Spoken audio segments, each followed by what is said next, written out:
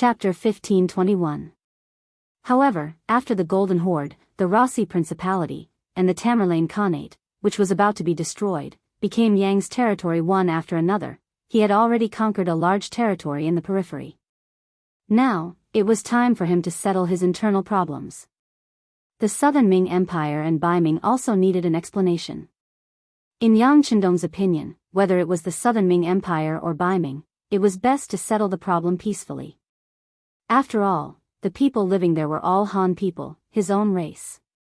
Yang Qindong was someone who believed that the Han people were supreme and respected. Naturally, he hoped that there would be more people to share the joy of the Han people standing high above. He didn't intend to use troops. This was also why Yang Xia had been expanding his territory all these years. He tolerated Baiming and the Southern Ming Empire a lot.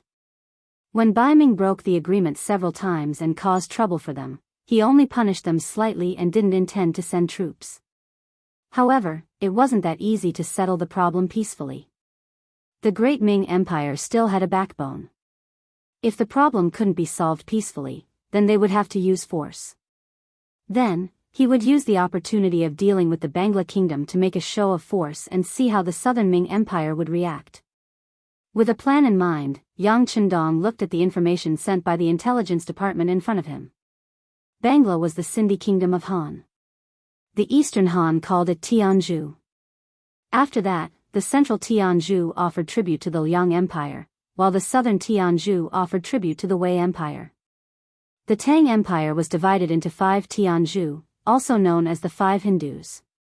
Song Iran was known as Tianzhu. Bangla was known as East India. King Abdul was also a warmonger. Otherwise, he wouldn't have agreed to the request of the king of the 3 provinces to send troops to the Southern Ming Empire to fight against the king of Shiping. However, if they thought that the 5-star army would be like the king of Shiping and only passively take a beating, then they were looking down on them too much. For now, he would let them be complacent for a while. After dealing with the Timur Empire in front of him, he would make the other party spit out everything they ate, including interest. Inform the Security Bureau and the CIA and ask them to send people to Bangla. I want to know everything that happened there, the reason for the sudden attack on Myanmar, and who played a role in this matter. I want to know everything. Yang Qindong's face was fierce and his voice was not loud, but when Beta Persei heard it, he could not help but shudder. He had a feeling that the young master was angry this time. In the city of Turkestan, the old capital of the Kazakh Khanate, Janilbek Khan was hiding there with 20,000 of his cavalry. When he learned that the Pungra kingdom had really sent out troops and attacked Yang Xia's Burma province, he was so happy that he almost jumped up. Although this battle was not fought by him, it was a good thing to be able to find trouble with the Han army. With this matter, he waited for the 5-star army to mobilize, and then he would find an opportunity to break out.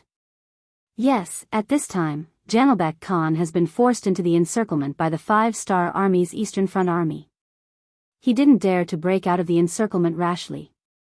Not to mention that because of the heavy snow, the warhorse couldn't play its role at all. If he were to attack and attract the attention of the 5-star army, he wouldn't have the confidence to escape if the army surrounded him. Hiding in the old capital of Turkestan, relying on the heavy snow, no one would find trouble with him now. What he needed to do was to find a way to save himself. After learning that Amur Khan was instigating Bangla to send troops, he immediately sent people to contact the other party and made all kinds of promises. In short, as long as the other party could help him out, he was willing to give half of his property, population, and territory to the other party. It can be said that in order to protect himself, Janilbek Khan promised everything he could. The next step was to wait bitterly, waiting for the news of the war to relieve his pressure. Now that he finally heard the good news and learned that the Pungra kingdom had indeed sent troops, the feeling was like being enveloped by the warm sun in the cold winter, making him feel very comfortable. Immediately send out scouts and keep an eye on the 5-star army's movements. As long as they show signs of leaving, immediately report back. Janilbek Khan said with a slight excitement in his voice. A group of scouts left Turkestan under the order. But whether it was Janilbek Khan or those scouts, they didn't know that in front of an inconspicuous pile of snow on the outskirts of Turkestan, a group of dozens of people was closely watching every movement. When those scouts left the city, they saw this scene with their own eyes. Reluctantly putting down the binoculars in his hand, Wang Yanhong sighed in his heart at the power of this object. He whispered to Bai Shuang, who was lying on the snow beside him, "That's right, I know some of these scouts. They are the trusted aides of the Great Khan, and they usually don't leave Janelbek Khan's side." "Oh, so this Great Khan is very likely to be hiding in the city." After Bai Shuang heard this, a smile appeared in his eyes. He finally caught a big fish. The Eastern Front had been fighting with the Kazakh cavalry for a long time, but because the terrain of Ili wasn't suitable for a large cavalry legion to fight, they couldn't display their advantage. In the end, they didn't gain enough advantage. Now that Ili had surrendered, the Five-Star Army's main force on the Eastern Front could smoothly advance. But because the position of the E Army was relatively far behind, by the time Bai Shuang received the news, the new army had already set off and met up with the main force of the world's first cavalry legion in Akmo City. Then, they moved side by side to surround the Timur Empire. He had once walked out of the world's first cavalry legion, and had interacted with the new army many times. Bai Shuang was very familiar with these two armies. It was also because of this familiarity that he knew how difficult it was to snatch food from the tiger's mouth. Instead of racking his brains to think of ways to snatch merit from these two strongest armies, it was better to find a shortcut. Bai Shuang led the E army to search for the main force of the Kazakh army. He also invited Wang Yanhong, who was very familiar with the situation of the Kazakh Khanate, to guide them. In the end, their target was the old capital of the Kazakh Khanate, Turkestan City. Logically speaking, even if it was the old capital, as long as Janabek Khan had the slightest bit of intelligence, he wouldn't be hiding there. However, this person was playing the game of darkness and was hiding there. Before, this was only Wang Yanhong's analysis. In his eyes, his Khan was a person who liked to take risks. But now, when he saw the scouts leave the city, his guess became reality. After knowing where the target was hiding, Bai Shuang's eyes flashed with a light of wisdom. He knew that it was time to draw in the net. Right now, it was snowing heavily outside, blocking the road. But because of this, no one would think that they would choose to attack in such bad weather. This was where his advantage lay. As long as the method of surprise attack was correct, even the heavy snow wouldn't be able to stop Janabek Khan from becoming their prisoner or a ghost under their blade. Leave a group of people to continue watching. Everyone else, retreat with me. After Bai Shuang made up his mind, just like when he came, he quietly retreated from outside the city. On the third day, 5,000 Five-Star Army soldiers wearing white cloaks began to approach Turkestan City under the cover of darkness. The one who received the surprise attack mission was Zhuang Cheng, the commander of the Direct Military Guard Regiment, and some soldiers from the 301st Division. The 5,000 white cloaks were also part of the EE Army stockpile. Under the white snow, the white cloaks were the best concealment items. Unless the moonlight was particularly strong, it would be very difficult to be discovered with one's eyesight. Coincidentally, the night Zhuangqing attacked was very dark, and the visibility was only 7 or 8 steps away. When the 5,000 soldiers crept closer to the city, the Kazakh soldiers on the city wall didn't notice them at all. Perhaps in their eyes, on such a cold night with such heavy snow outside, it was impossible for anyone to attack them. This was human nature. Many times, taking things for granted would lead to a big mistake. When Janabek Khan promised to let Bangla attack Xianxia, his fate was already sealed. The night was very cold, about -30 degrees Celsius.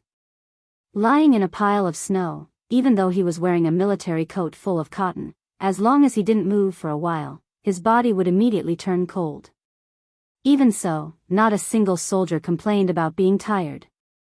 Therefore, everyone was holding back, waiting for the moment to erupt, because they would not forget that once this operation was successful, everyone who participated in the battle would have a meritorious service, and that would be a reward of shining silver. And if the meritorious service was too great, in their hometown, the government would beat gongs and beat drums to send food and oil. That was a very glorious thing, and also what every soldier hoped for. Time passed by slowly.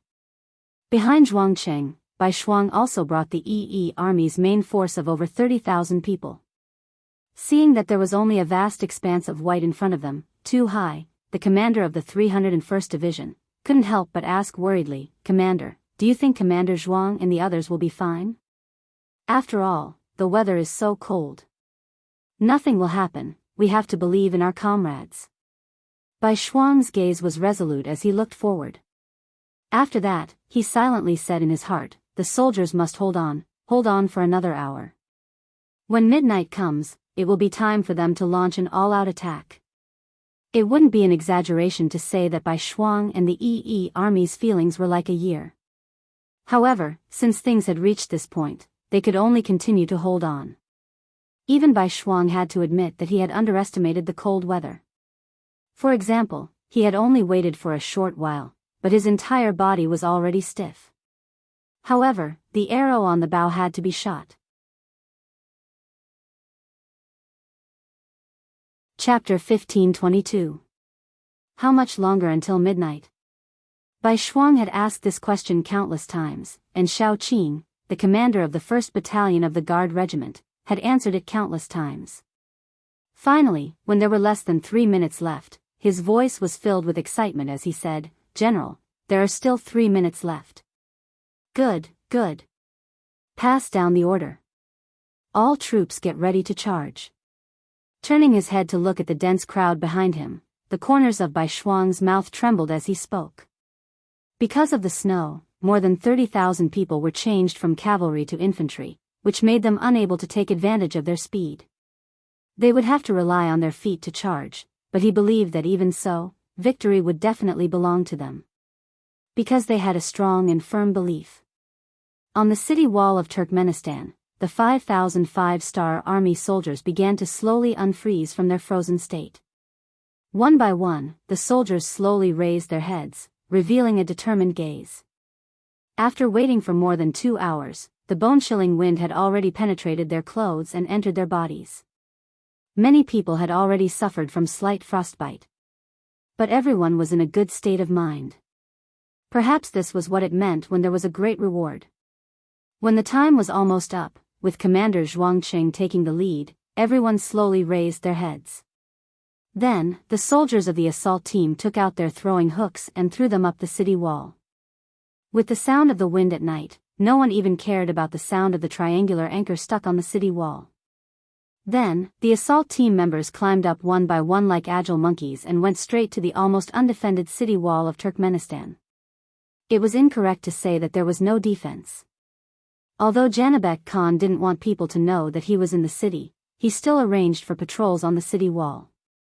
But because it was midnight and it was freezing outside, no one thought that someone would attack the city at this time. The patrols on the city wall had already huddled up in a shelter from the wind and were sitting together to warm each other. The people on duty at this time weren't very lucky and were full of complaints. They were lazy and didn't need to worry about the officers coming to check on them. After all, in this kind of weather, who wouldn't want to stay in their warm beds and not come out?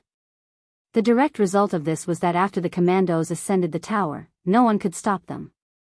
It was only until a small group of 30 people took advantage of the darkness to sneak down the stairs that they discovered a group of 50 Kazakh soldiers. They were huddled together, some were sleeping, some were talking, and some were trying to distract themselves.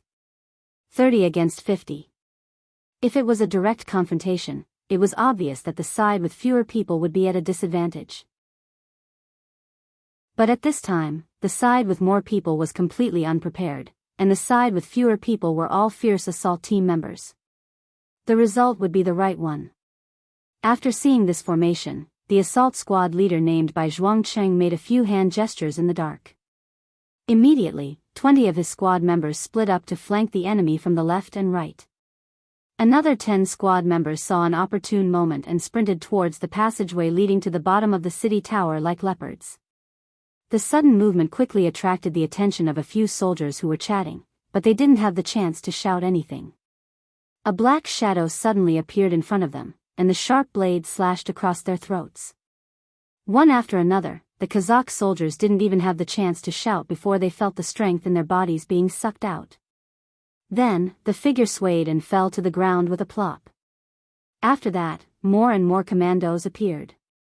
This patrol team of 50 people either watched with their eyes wide open as they were killed by Dao Feng or lost consciousness while still in their dreams. From the beginning to the end, no more than 2 minutes had passed, and there was no other movement. Phew. After inspecting the corpses of the enemy soldiers, he discovered that all of them were dead. After confirming that there were no hidden dangers, the assault team leader breathed a long sigh of relief. Then, he listened to the movements downstairs and discovered the sounds of wild cats. He knew that the people downstairs had also succeeded. Thinking about it, the defense of the most dangerous city wall was already so lax. There was no need to talk about the situation downstairs. Whether or not there was anyone watching was another matter. Being able to succeed was a matter of course. Everything went smoothly as planned. The assault team leader responded to the sounds of the wild cats downstairs, telling them to open the city gates and prepare to welcome the army at any time. He even took out a match from his bosom and lit up a torch that he had prepared beforehand. In the cold night, the sudden appearance of a fire and warmth made people unable to help but feel a sense of trust. However, the assault team leader didn't intend to use this opportunity to warm himself up. He lit up the torch to signal to Zhuangqing below. After seeing that everything was in place, he raised the torch up high. In the darkness, the light was so clear and eye-catching. The assault team has succeeded. All soldiers, listen to my orders. Attack. Zhuangqing had been searching and waiting this entire time. When he saw the signal, Zhuangqing couldn't hold himself back and stood out from the cold snow. Then, more soldiers in white cloaks stood up beside him. As if to cooperate with them, the city gates several dozen steps away slowly opened from the inside. In the silent night, the creaking sounds of the city gate opening were especially sharp. What's going on? Why did the city gate open? Who gave the order? This kind of movement finally attracted angry curses and reprimands. Through his studies, Zhuangqing, who understood the language of the Kazakh Khanate, knew that his plan had been discovered. He had to hurry up. He didn't care about hiding his identity and shouted, "All soldiers, follow this commander and attack. Kill the enemy and gain merit.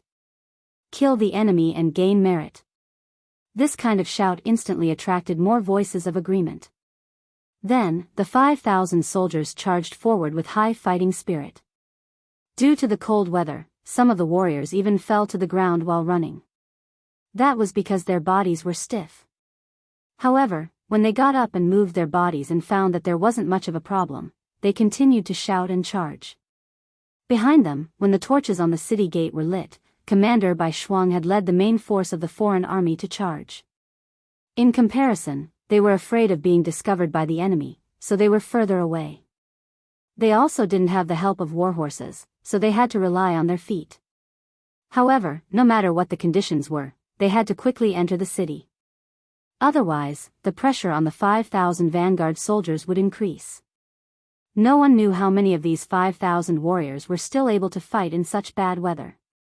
First, there was the sound of the city gate opening, followed by the sounds of fighting and killing.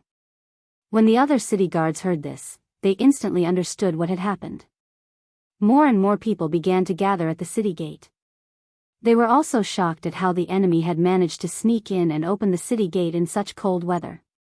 However, no matter what should have happened had already happened. Now, the only thing they had to do was to chase the invaders out. Otherwise, they would all die here. The movement at the city gate quickly spread to Jainerbek Khan's ears. This Kazakh Khan suddenly jumped up from his bed and shouted, "How is this possible? In such heavy snow, warhorses can't be used at all. In such cold weather, they have traveled so far. Which army can withstand such cold weather? Also, how did they know that this Khan was in the city? There must be a traitor. Yes, there must be a traitor." Of course, there was a traitor. However, it wasn't someone in the city like Jainerbek Khan thought. It was Wan Yanhong from the Wan Yan family, whom he had been suppressing. At this time, it was clearly not wise to be tangled up in this matter. After Jainerbek Khan vented his dissatisfaction by shouting, he also thought of this problem. He immediately ordered, "Send out all the troops in the city. Send them out and chase the enemy out of the city gate. There shouldn't be too many of them. Otherwise, our scouts would have discovered them. As long as we chase them out of the city, they won't be able to do anything to us with the city gate as cover. In such cold weather, they will retreat without attacking. Tell these words to the generals. If they want to survive, they must use all their strength to kill the enemy." Jainerbek Khan's analysis was reasonable. When his words reached the ears of the generals, they also deeply agreed with him. Then, nearly 20,000 troops in the city were mobilized and pressed against the east gate that had been opened. At this moment, there was an intense battle going on at the east gate. It was only because Zhuang Cheng and the others were fast enough that they managed to enter the city before the city gates were forcefully closed. However, in order to defend the city gate, they paid the price. Only 2 of the 30 commandos were left, and both of them were slightly injured. The enemy is not weak. We must not be careless. Seeing that the commandos were almost completely wiped out in a short period of time, Zhuang Qing felt immense pressure. When he turned around to look at his soldiers, most of them had pale faces and were trembling all over. He knew that the long period of hiding had greatly affected their combat strength. With their current strength, if the enemy counterattacked too fiercely, it was hard to say if they could wait until the main force arrived. Since they had already launched the attack, there was no reason to give up halfway. Zhuang Qing gritted his teeth and said to the soldiers who were still trembling because of the cold, "Don't be afraid, everyone. Try to move your limbs as much as possible. There will be a great battle soon. We must hold on until the main force arrives. When that time comes, everyone will be heroes. Our families will also benefit from our efforts today." Chapter 15:23. For our families, fight. When the soldiers heard these words of encouragement, many of their faces were filled with determination. They took the opportunity to move their bodies, stretching their arms and kicking their legs, hoping to force the cold out of their bodies and regain their mobility. The sound of footsteps became more and more frequent. In the dark night, the number of black shadows in front of them also gradually increased. Zhuang Qing led the soldiers to see all of this. He felt that the reaction of the Kazakh soldiers was indeed fast. They were worthy of being the elites by Janibek Khan's side. However, at the same time, they could not hold the weapons in their hands tightly. They were prepared to fight to the death. "Archers, get ready. Fire." When he felt that the enemy was less than 70 steps away from them, Zhuang Qing shouted loudly. The archers who had just gathered together fired a round of arrows. They could clearly feel that many of the black shadows in the distance were shot down. "Archers, fire." After the initial panic, the black shadows on the opposite side quickly reacted. Then, the same military order was given. Then, the sky was covered with arrows, and they fell on the vanguard led by Zhuang Qing. Although they were prepared, and some of the soldiers took out their shields, facing the dense rain of arrows, many of them were still hit. In a short period of time, hundreds of soldiers were killed by the arrows. Kill. When the distance was close, the arrows were obviously not suitable. The Kazakh general ordered the soldiers to charge. In this regard, Zhuang Qing was unwilling to pass on his responsibility. Although the number of soldiers he brought was small, he still shouted the slogan to charge and kill. The confrontation between the two armies was like this. Putting aside the fact that the brave would win in a narrow path, when faced with the enemy's attack, if one side retreated out of fear, the morale of the soldiers would plummet, and they would be defeated like a mountain. Shouts of killing continuously sounded. Regardless of whether they were willing or not, in the end, the soldiers of both sides fought together in front of the east gate. When the weapons collided with each other, the black shadows fell to the ground one after another, and blood splattered everywhere. In such a chaotic situation, the so-called martial prowess was no longer important. The battle was to see which side's formation was more solid, whose killing intent was more ruthless, whose willpower was more firm. Every swing of the saber, sword, or spear could be the last action of their lives. No one would be careless, and no one dared to be careless. It was as if two ferocious beasts had collided. Under the impact, they were all riddled with wounds and suffered heavy casualties. The number of casualties was almost 1-to-1, and the number of people in Zhuang Cheng's team was greatly reduced. There was nothing the commander could do about it. The only thing he could do was to keep looking outside the city to see where Commander Bai Shuang was leading the army. Speaking of which, the Yi army was composed of all non-humankind young men. They came from different places, had different beliefs, and different habits. Gathering these people together was already a problem. Wanting to tie them together into a rope and organize them into a powerful fighting force was even more difficult. Even though Commander Bai Shuang had put in a lot of effort for this and had basically eliminated the barriers between the different races, their combat strength was still far inferior to the veteran New Third Army and other veteran armies. Compared to the world's first cavalry army, the gap between them was unimaginably huge. Many times, the Yi army would win because they had more people and momentum. They would win because Commander Bai Shuang's command was correct.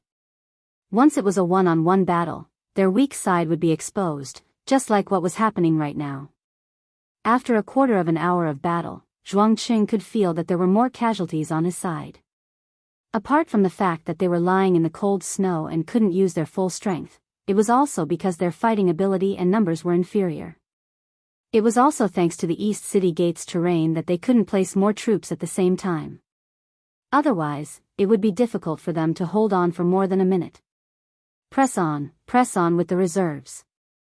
No matter what, we can't abandon the city gate, even if we have to fight to the last man. Zhuang Qing said with a serious expression. When he said this, he was already prepared to sacrifice himself. He absolutely could not allow the East Gate to be snatched back by the enemy. If that happened, their strategic intentions would be exposed, and it would be very difficult to deal with Janel Bek Khan, who had the city wall to rely on. This was the time for the Yi army to amaze the world. In the cold weather, all the 5-star army were resting, but only the Yi army took the initiative to attack. If they could achieve a great victory, their influence would undoubtedly be even more shocking. The name of the Yi army would also resound throughout the 5-star army. At that time, who would dare to look down on them? In order to kill the enemy and gain merit, for the Yi army, Zhuang Cheng was willing to give up his life.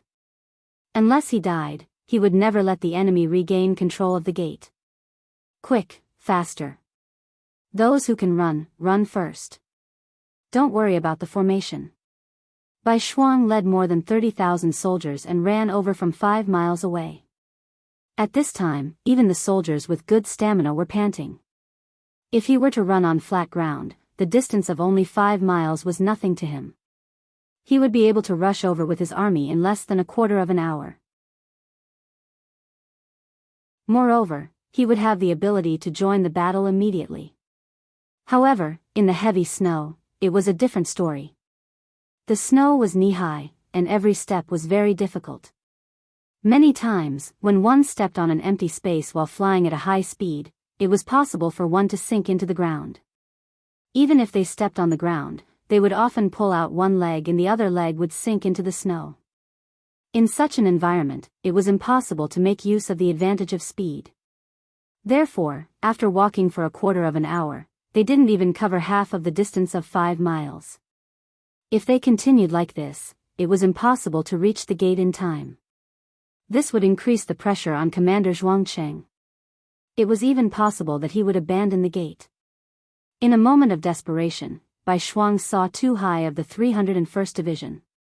He was leading hundreds of soldiers to clear the path for everyone, and he was even stopping to wait for the main force of the army. He had an idea and gave the order to attack alone without the need for a group. The first 10,000 people to reach the gate will be rewarded with military merit. Once Bai Shuang gave the order, Tu Hai was only stunned for a moment before he left the formation of the army and began to speed up. Behind him, there were hundreds of people following closely. Even further away, there were hundreds and thousands of people who also began to speed up, trying their best to run forward. The speed of the army finally increased, and Bai Shuang couldn't help but sigh in relief. Now, it was up to Zhuang Cheng and the others to see how long they could hold on. This time, they couldn't lose no matter what. This was a good opportunity for the Yi army to make a name for themselves. For this reason, Bai Shuang didn't ask for help from the Cold Front 4th Division on the Eastern Front. Otherwise, with an army with firearms, they wouldn't care about the city walls of Turkmenistan. Bai Shuang was a little nervous, but Zhuangcheng at the East Gate had already forgotten what nervousness was. When he saw wave after wave of soldiers charging up and falling down, and when the smell of blood reached his nose, he had already disregarded life and death. At this moment, there was only the enemy in his eyes. There was only killing the enemy. Perhaps it was because the 5-star army's counterattack wasn't intense, but the Kazakh soldiers' morale was greatly boosted.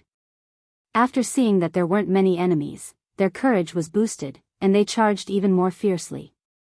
Furthermore, they had all crawled out of their warm beds and had never experienced frostbite before, so they could unleash their full strength. In comparison, the 5-star army's side seemed to be at a disadvantage. After another 15 minutes, less than 800 of the 5,000 vanguard soldiers were left. This was the last of Zhuangcheng's strength. Seeing so many of their comrades die in front of them, the remaining 800 people's eyes were red, and the veins on their hands holding their swords were popping out, reflecting their anger. Even if they joined the 5-star army, even if they joined a different army, it was tantamount to tying their fates together. Without a military order, they could only advance and not retreat. This was an iron law. If anyone dared to disobey, not only would they be beheaded, even their family would be implicated. Their family would have to bear the name of a deserter and live a difficult life. Whether it was for their own dignity or for their family, these 800 people couldn't retreat. Either they killed the enemies charging at them, or they were killed by the enemies. There was no third way. Come, fight for yourself, fight for your family. Zhuangcheng pulled out his sword and said with a murderous look on his face. Fight, fight for our family. The 800 warriors all shouted in unison and took out their weapons. Under Zhuangcheng's lead, they charged at the charging Kazakh soldiers. With Zhuangcheng taking the lead, no one was able to block his sharp saber. Several Kazakh soldiers were cut down and fell to the ground. This scene greatly stimulated the other soldiers, causing their morale to suddenly soar in a short period of time. They forced the Kazakh soldiers to retreat by a distance of nearly 10 feet. As the saying goes, a soldier is strong, while a general is strong. Zhuangcheng's bravery set an example for the other soldiers, allowing them to display their own potential and make a temporary turnaround. The Kazakh soldiers didn't expect this result. When many of the Kiliarchs saw that the 5-star army was at the end of their rope, they couldn't help but have a fearful expression. As the saying goes, the unreasonable are afraid of the reckless, and the reckless are afraid of those who don't care about their lives.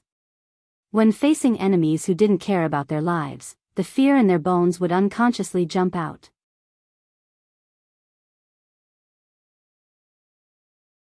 Chapter 1524. There is a large number of 5-star army outside the city. They are getting closer and closer. After both sides stopped fighting for a short moment, a shout suddenly sounded from the city gate tower that had already been recaptured. When this shout entered the ears of the Kiliarchs, they immediately reacted. Kill them. We cannot allow them to join up with the reinforcements. Immediately recapture the city gate. When the time comes, we will have the advantage of the city wall and will be able to defend the city. Otherwise, all of us will be killed by the 5-star army. A Kazakh Chiliarch loudly shouted, revealing everyone's situation. Under this kind of shout, the Kazakh soldiers who originally wanted to avoid the brunt of the attack were unable to retreat. If they didn't kill all of the 5-star army in front of them, then the next one to die would be them. This was an extremely easy decision to make. If it wasn't you who died, then it was me who died. Of course, everyone would choose to die for their opponent. Under the loud shouts, the Kazakh soldiers suddenly reacted even more fiercely than before. At one point, the 800 warriors led by Zhuangcheng suffered disastrous casualties. In a single round, more than 300 corpses were thrown down. At the same time, they also retreated more than 6 zhang. The eastern city gate was only 5 zhang behind them. If they retreated a bit more, then they might be blasted out of the city gate. If the city gate was closed, then even if they survived, what meaning would there be? Stomping his foot and gritting his teeth, Zhuang Cheng's face revealed a resolute expression as he loudly shouted, "Warriors, behind us is the city gate. We already have no way to retreat. Now, let us spill the last drop of blood in our bodies and stake it all against the enemy." Stake it all. There were less than 500 people left, and there was no longer any fear on their faces. Under the premise that they already knew the result, they were instead afraid that they would leave. Right now, they were only thinking about how many enemies they could kill before they died. Killing one was enough, killing two was a profit. Even if a warrior didn't go to school, they would still calculate the gains and losses. Zhuang Cheng and the others began to unleash the last of their strength. Under the full-force counterattack of nearly 500 men, under Zhuang Cheng's leadership, they didn't retreat a single step. Only when there were less than 100 men left, and almost all of them were injured, did the Kazakh soldiers on the city gate tower begin to shout and release arrows from above their heads. Needless to say, the reinforcements from the 5-star army had arrived. When they heard this voice, Zhuang Cheng and the others seemed to be filled with energy in an instant. The 100 of them unleashed their last bit of potential. One by one, they brandished their swords and charged towards the endless stream of Kazakh soldiers. There were at least 3,000 Kazakh soldiers on the other side, and with the momentum of 100 charging soldiers, they were like a small boat in the middle of a huge wave, drifting unsteadily, as if there was a possibility of capsizing at any time. But even so, none of the warriors retreated. Instead, they stood there firmly like stone statues, not moving an inch. Zhuang Cheng already had 4 knife wounds, 2 gunshot wounds, and 1 sword wound. At this time, his eyes were already in a trance, and because of his exhaustion and excessive blood loss, he couldn't see clearly what was in front of him. But under his instincts, he continued to brandish his sword, trying to kill as many enemies as possible. "Regiment commander, you should step back. As long as you are still here, our guard regiment may be rebuilt." One of the guards of the EE army took the initiative to come to Zhuang Cheng's side. Then, with a light push, he pushed Zhuang Cheng to the back from the side. The soldier who already had 2 knife wounds on his body replaced Zhuang Cheng's position. He stood there entangled with the 3 Kazakh soldiers. Even a good tiger couldn't withstand a pack of wolves.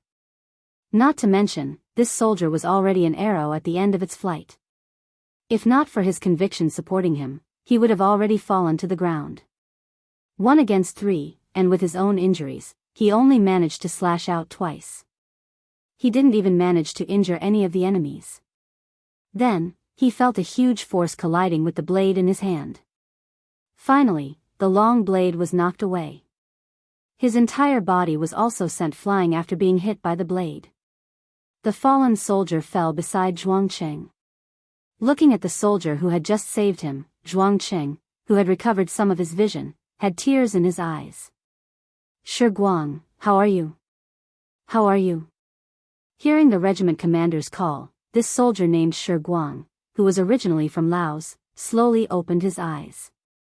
He forced a smile on his face and said, "Regiment commander, I persevered until the end. Can it be considered a meritorious service? Can my family bask in the glory?"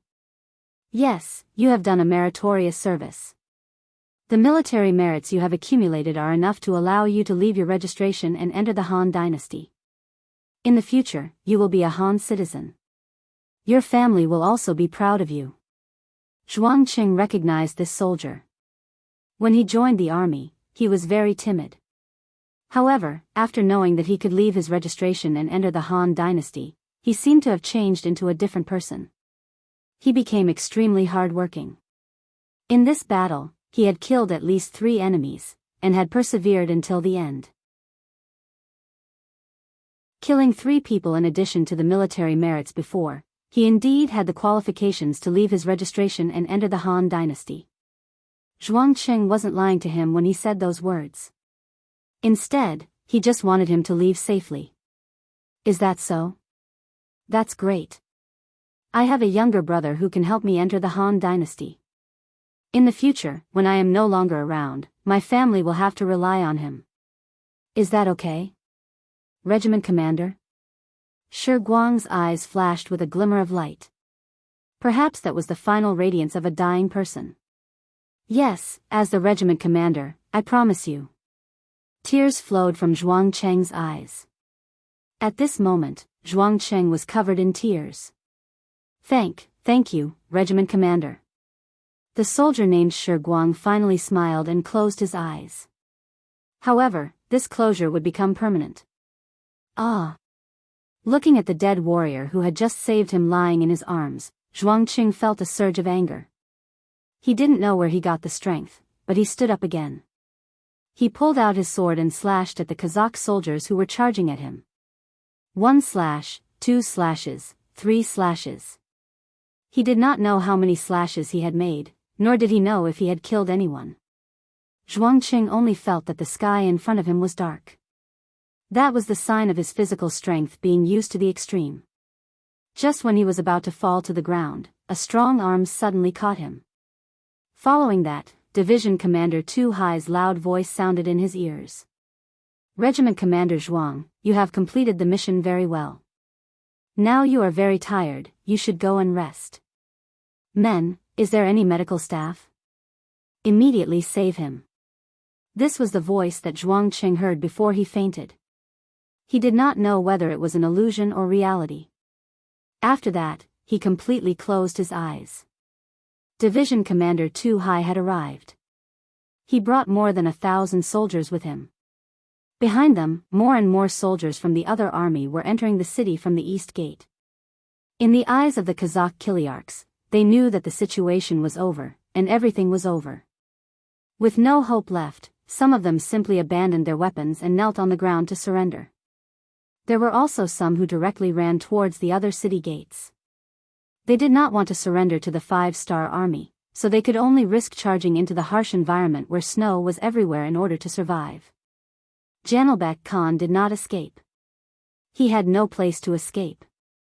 He also did not think that the 5-star army could really enter the city. Just a moment ago, someone had reported that the 5-star army could be driven out of the city. However, in just a short while, the 5-star army actually entered the city. With such a huge contrast, Janelbek Khan didn't even have time to prepare before he heard even worse news. The place where he lived, which used to be the Kazakh Imperial Palace, was surrounded by the 5-star army. With a plop, Janelbek Khan fell to the ground. He knew that from today onwards, there would no longer be a Khan behind his name. He would become a prisoner. Perhaps he would be killed. Perhaps he would live in a dungeon forever. A sharp scimitar was unknowingly in his hand. Janelbek Khan wanted to end his life. He did not want to be a prisoner. He did not want to be treated like a prisoner. However, when the scimitar was placed on his neck several times, he finally put it down powerlessly. He did not have the courage to do so. It was also at this time that Janelbek Khan realized that he was a coward. He did not even have the courage to die. At this time, he was in tears. He hated himself for being a coward. Even when countless soldiers from the 5-star army rushed in and dragged him away, his tears still didn't stop. The EE army actually managed to capture the city of Gelkistan when it was snowing heavily and captured the Kazakh Khan Janelbek. When the news spread, Amur, who was in Herat city, heard it and was shocked. He knew very well how difficult it was to launch an attack in the snow. The cold weather was likely to reduce the number of soldiers by a quarter or more. Not to mention the fact that they had to attack the city in such weather. The news showed that the 5-star army did not use any firearms to capture Turkmenistan city. Doesn't this mean that even in a battle of cold weapons, the 5-star army is quite strong? At this moment, Amur felt that he could not see any hope. Not only did Amur have such thoughts, everyone in the royal city was shocked when they heard the news. Some of the capitulators had their own thoughts. They firmly believed that the 5-star army was invincible and decided to surrender. As for those who supported the war, some of them were unconsciously shaken. Even if they didn't think for themselves, they still had to think for their families. If they still insisted on going to war, and the 5-star army really defeated them and took over the royal city, as the pro-war faction, where would they go from here? This kind of thinking also affected Great General Manjalatu. Originally, it was just some influential people who sent him messages. Their words were full of the idea of surrender. What 5-star army was invincible was everywhere. But now, even some of the generals under his command began to waver. This made him deeply distressed. He suddenly became worried about this war that he was originally confident in. When he took the initiative to find Amur and told him about his confusion and the situation in the army, he finally got some good news. That is, after the 5-star army went to the rear, there was another force called the Great Ming Dynasty that also attacked the rear of the 5-star army. The damage caused was even greater.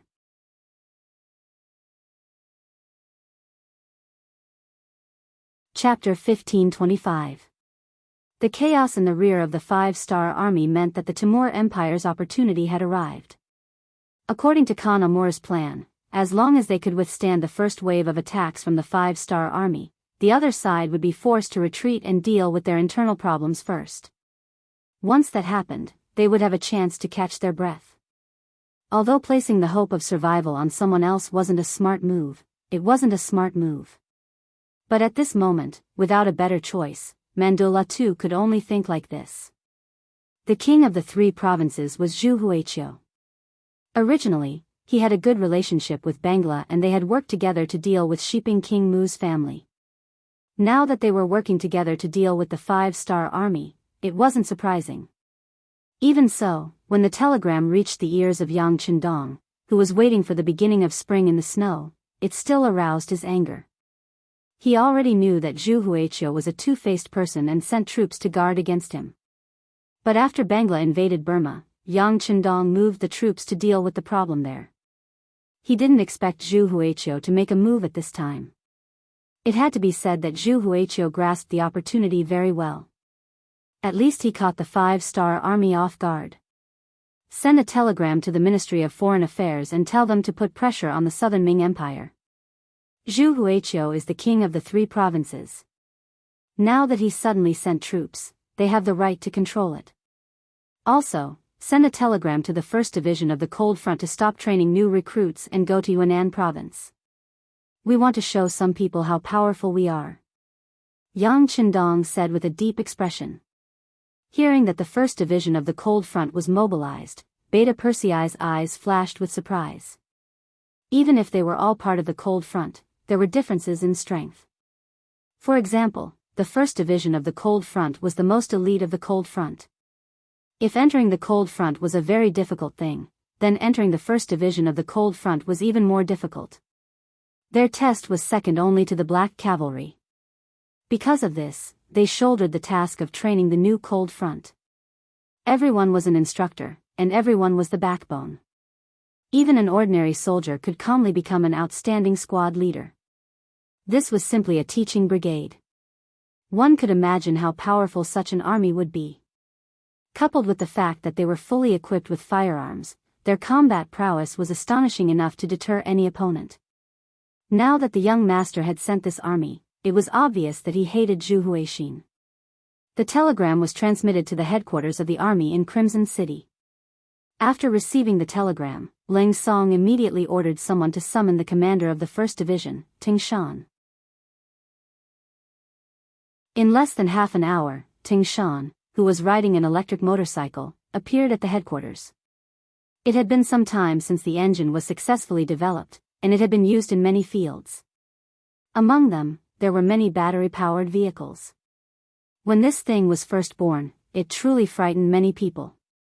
Especially when they saw that this thing did not require manpower to move, and it was not slow at all, everyone was completely convinced by science. This was especially true for those scholars who had been lured from Northern Ming and Southern Ming to Crimson City through various channels. They didn't dare to spout nonsense and pick on the flaws in science. On the contrary, many people began to change their subject. They put aside the 4 books and 5 classics and asked about applying to Yangxia Academy.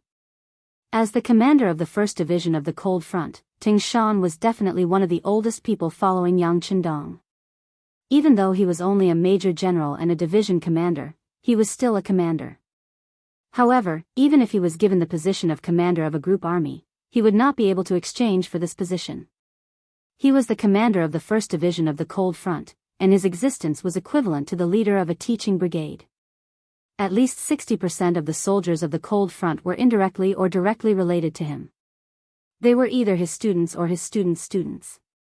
A person with this kind of experience naturally had to own a battery-powered vehicle.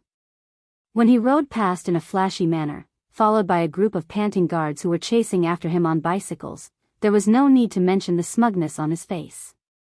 Ting Shan came to the office of the deputy commander of the army headquarters, Ling Song. After he knocked on the door and entered, he saluted and sat on the guest chair in the office. He poured himself a cup of hot tea and asked with a smile, "Ling Song, do you have any instructions? Is there a tough battle that you want our division to fight?" When Ting Shan asked this question, he still spoke in a joking tone. He knew very well that on the surface, he was a division commander, but in reality, he was the leader of the teaching brigade of the Cold Front. From time to time, he would also be the leader of the training brigade of the new corps and even the recruit division. There were too few times when he would be needed on the battlefield. Even though he also heard that Myanmar was not peaceful right now, and that Vietnam was also caught in the whirlpool of war, he still did not think that he would be needed.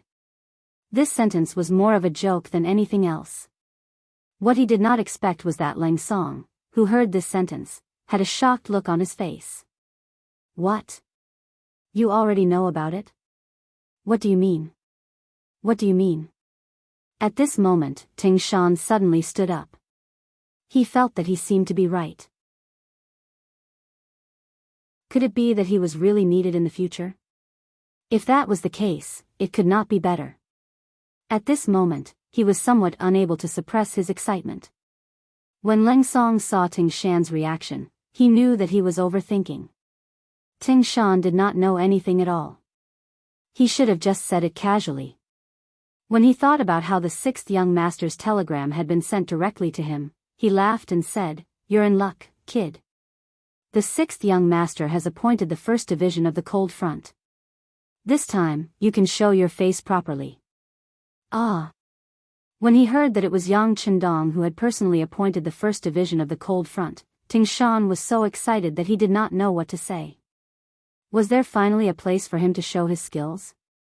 When he thought about how he had been placed in the rear for so many years, he had almost forgotten what war was all about. Now that he could finally fight again and display his military prowess, tears flowed uncontrollably from the corners of his eyes. When he saw Ting Shan crying, Ling Song walked out from behind his desk and patted him on the shoulder.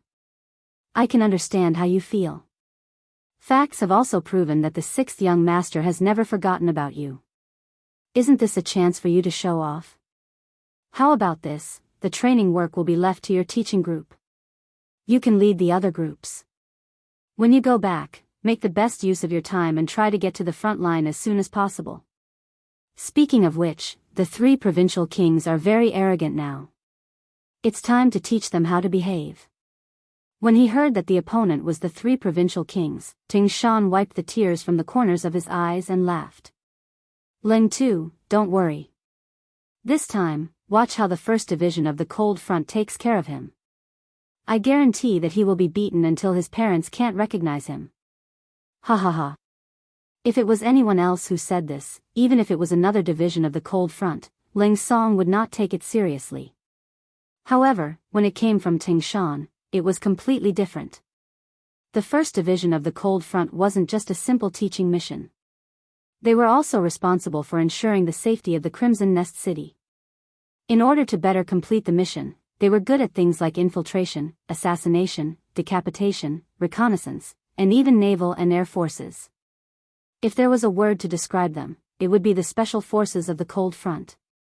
When an army of tens of thousands of people suddenly appeared on the battlefield and faced people who had only undergone simple training and were holding outdated swords and spears, it would be a bit of a bully.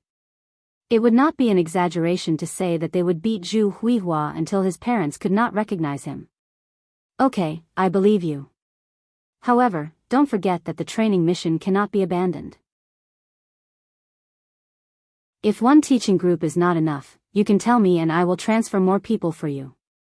Hearing these confident words, Lang Song knew that this battle was in the bag. The only difference was how big the scale of the battle would be. It's enough. One teaching group is enough. Usually, we only arrange for one regiment to train new recruits. The other regiments are doing all kinds of training. Ting Shan shook his head, indicating that even if the division's main force left, the work left behind would not be slack at all. Ting Shan left at a faster speed than when he came. When he rode the electric scooter back to the division headquarters of the 1st Division of the Cold Front, apart from the teaching group, the other 4 regimental commanders entered the meeting room. When everyone found out that the 1st Division of the Cold Front finally did not have to stay at home and could go out to fight, everyone was extremely excited. If it were not for Ting Shan's constant reminders and warnings, even the table would have been smashed. After a while, everyone finally calmed down. Then, the regimental commander of the 1st Regiment, Jianghu, asked in an excited tone, "Sir, when can we set off?" "That's right. All these years, we've been watching our brothers' troops perform meritorious deeds at the front lines while we're the only ones left behind. We can't stand it anymore. If we can set off, the sooner the better." The 2nd Regiment commander, Xiao Shan, also shouted to express his attitude. Seeing how anxious the regimental commanders were, Ting Shan nodded. "Have you heard about the incident with Commander Bai Shuang of the EE Army?" "Sir, are you talking about the snowstorm?" "Of course, I've heard about it. Yang Bao has recorded it. The EE Army is really good.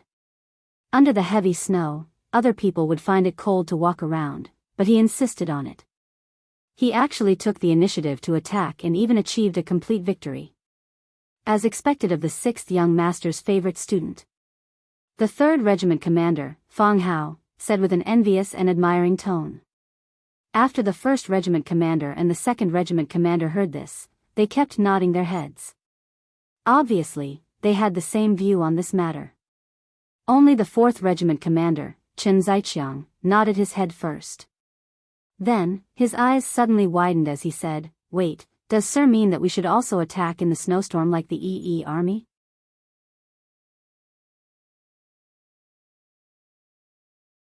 Chapter 1526.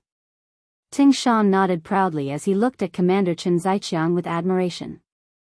"Yes, that's what I was thinking. However, due to the weather, Yunnan province isn't that cold and there isn't any snow. In fact, it's quite warm right now.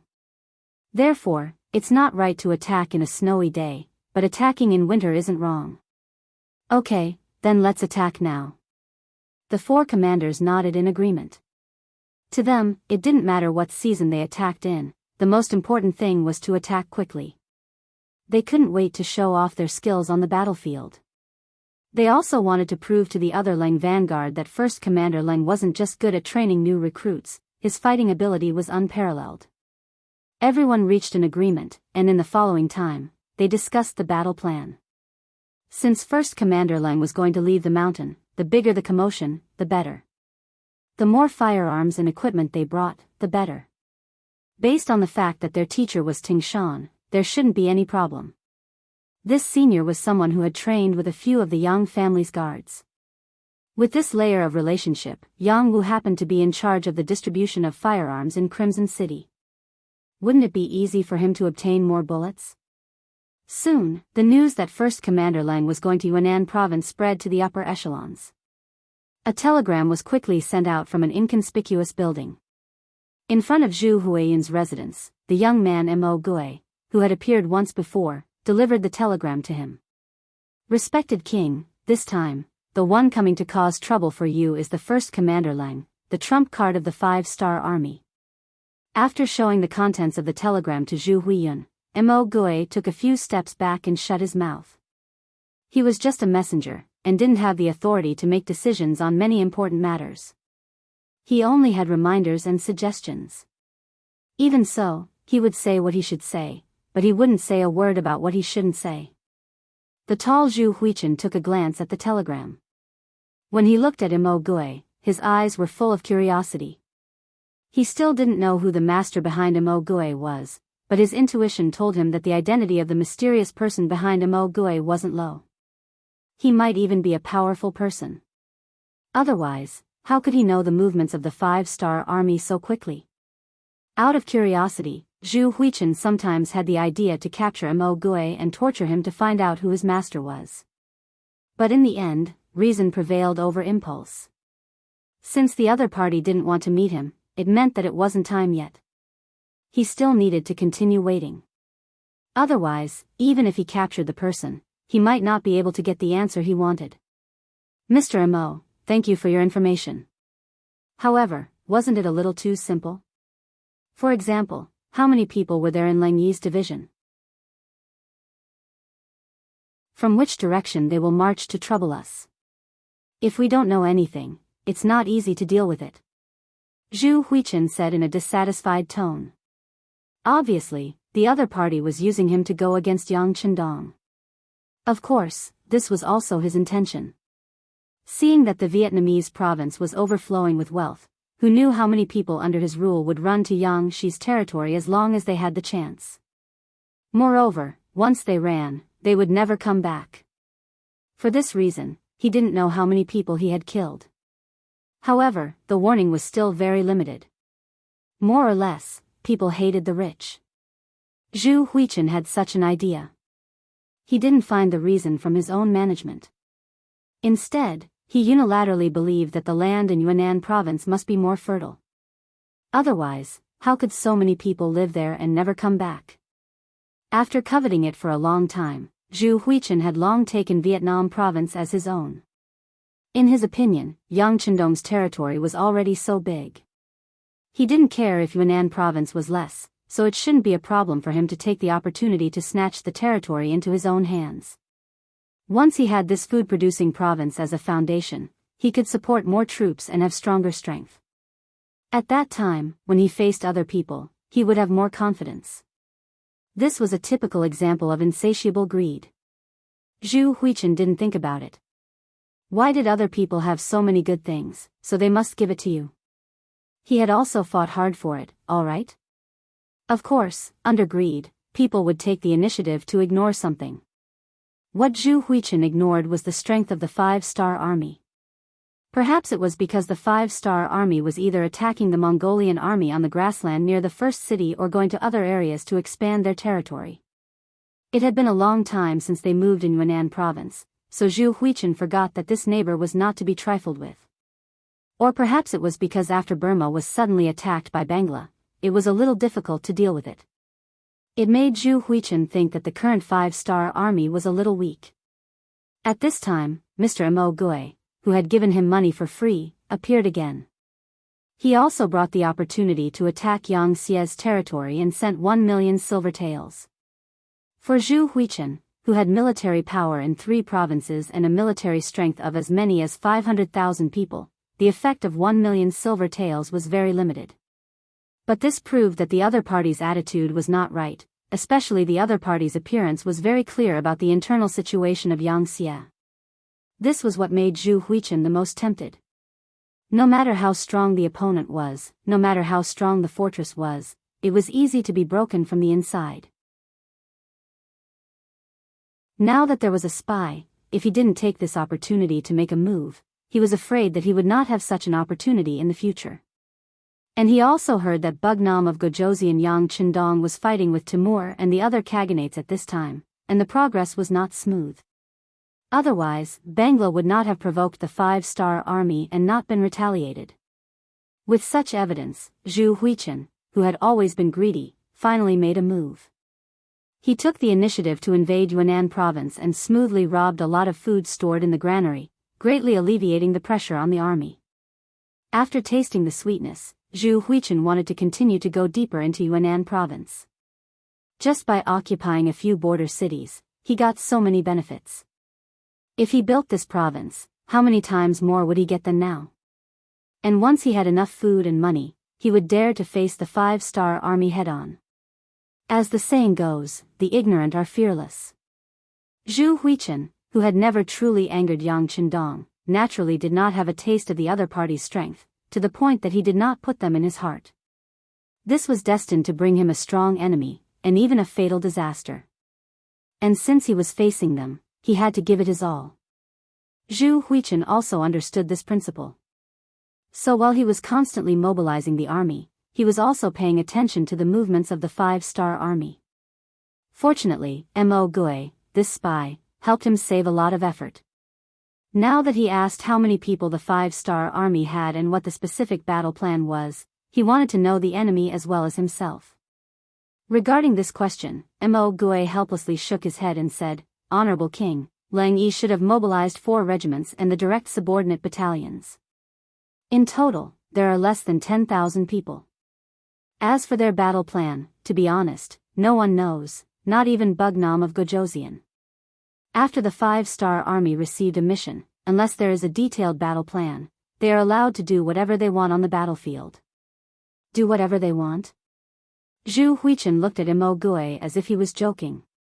Mo Gui knew what Zhu Huichen was thinking from his expression.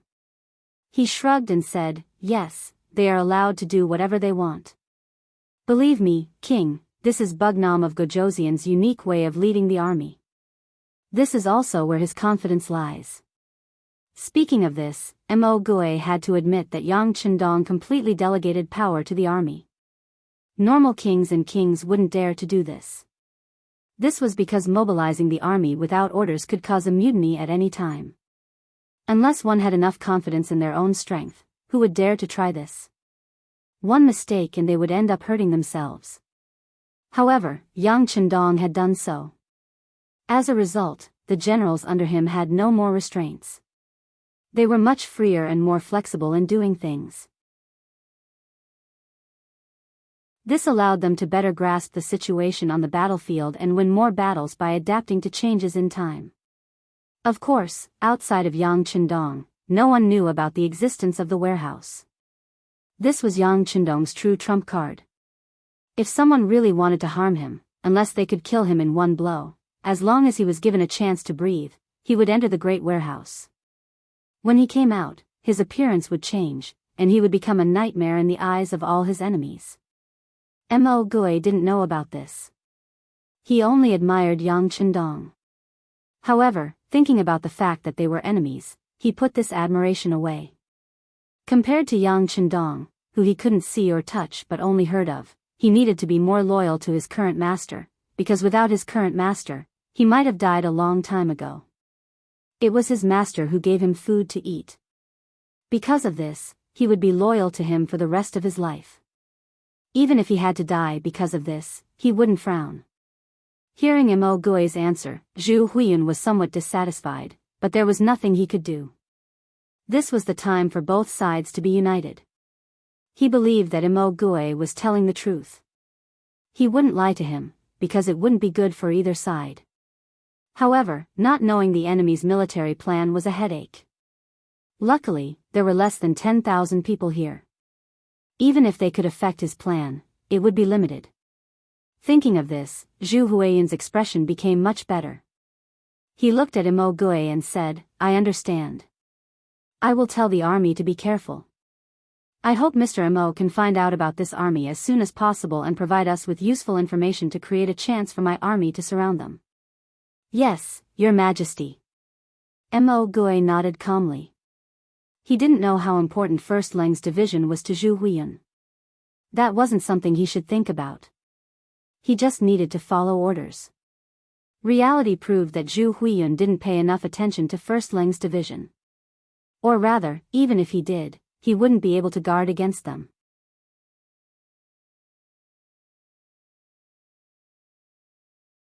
Chapter 1527. Lang's Son. It was the only way to enter Vietnam from the South Ming Empire. Previously, Yang Chendong had set up a shelter here, called the Lang Sun Shelter. It was specifically used to take in the Baiming citizens who had escaped from the South Ming Empire. After they were registered, they were given a place to settle down. Gradually, a small market was formed, and there were 1,000 Vietnamese soldiers stationed here, and they were treated as the Lang Sun Army. However, when Zhu Huihua had led his troops south, this place had been taken over, and became an important supply route for him. According to Zhu Huihua, Vietnam used to be the Annam province, and the Ming Empire had set up a regime here, and managed this place. Now, he was just reclaiming it. As for the fact that this place belonged to the Bugnam of Gojoseon and Yang Chendong, he did not mention a word, as though he had forgotten about it. This was what they meant by having a good reason to attack. This was what it meant to be a bitch, yet still want to build a monument to his chastity. This time, in order to deal a blow to Zhu Huihua's arrogance, Lang Yijun's main target was Lang's son. The reason why they chose this place was because it was an important supply route. As long as they controlled this place, the wealth that Zhu Huihua had plundered from Vietnam would not be able to be transported back to Guangxi. Secondly, by taking over this place, they would be able to cut off the retreat route of Zhu Huihua's troops. Following this, they could close the door and beat the dog, slowly playing a game of cat and mouse with the enemy.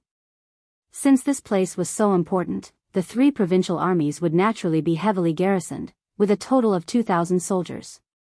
To guard this place of less than 4 li, it could be said that they placed a lot of importance on this place. However, when Lang Yi Regiment's 1st Regiment commander Jianghu brought a regiment of soldiers here, the fate of these 2,000 soldiers was already decided. Regiment commander, let our 1st Battalion be the vanguard. The 1st Battalion commander, Feng Zhan, requested. Regiment commander, our 2nd Battalion wants to be the vanguard. The 2nd Battalion commander Wang Jinlong stood up, and rushed to be the vanguard. Following that, the 3rd Battalion commander Su Degang, 4th Battalion commander Hu Jun, and even the security company commander Sun Dewei also stood up, looking as though they wanted to be the vanguard. It was a good thing for the commanders and soldiers to have morale, but it was impossible for all of them to be the vanguard. This gave Commander Jianghu a headache. In the end, he decided to be fair and said, "Stop King arguing. Battalions 1 to 4, attack from 4 directions. Remember, don't use guns if you don't have to. Don't let anyone escape. This regiment commander will lead the guards to guard the perimeter. You better not let anyone escape from your direction. If it's the battalion that escapes the most, he can keep his mouth shut the next time the vanguard attack. Do you understand?"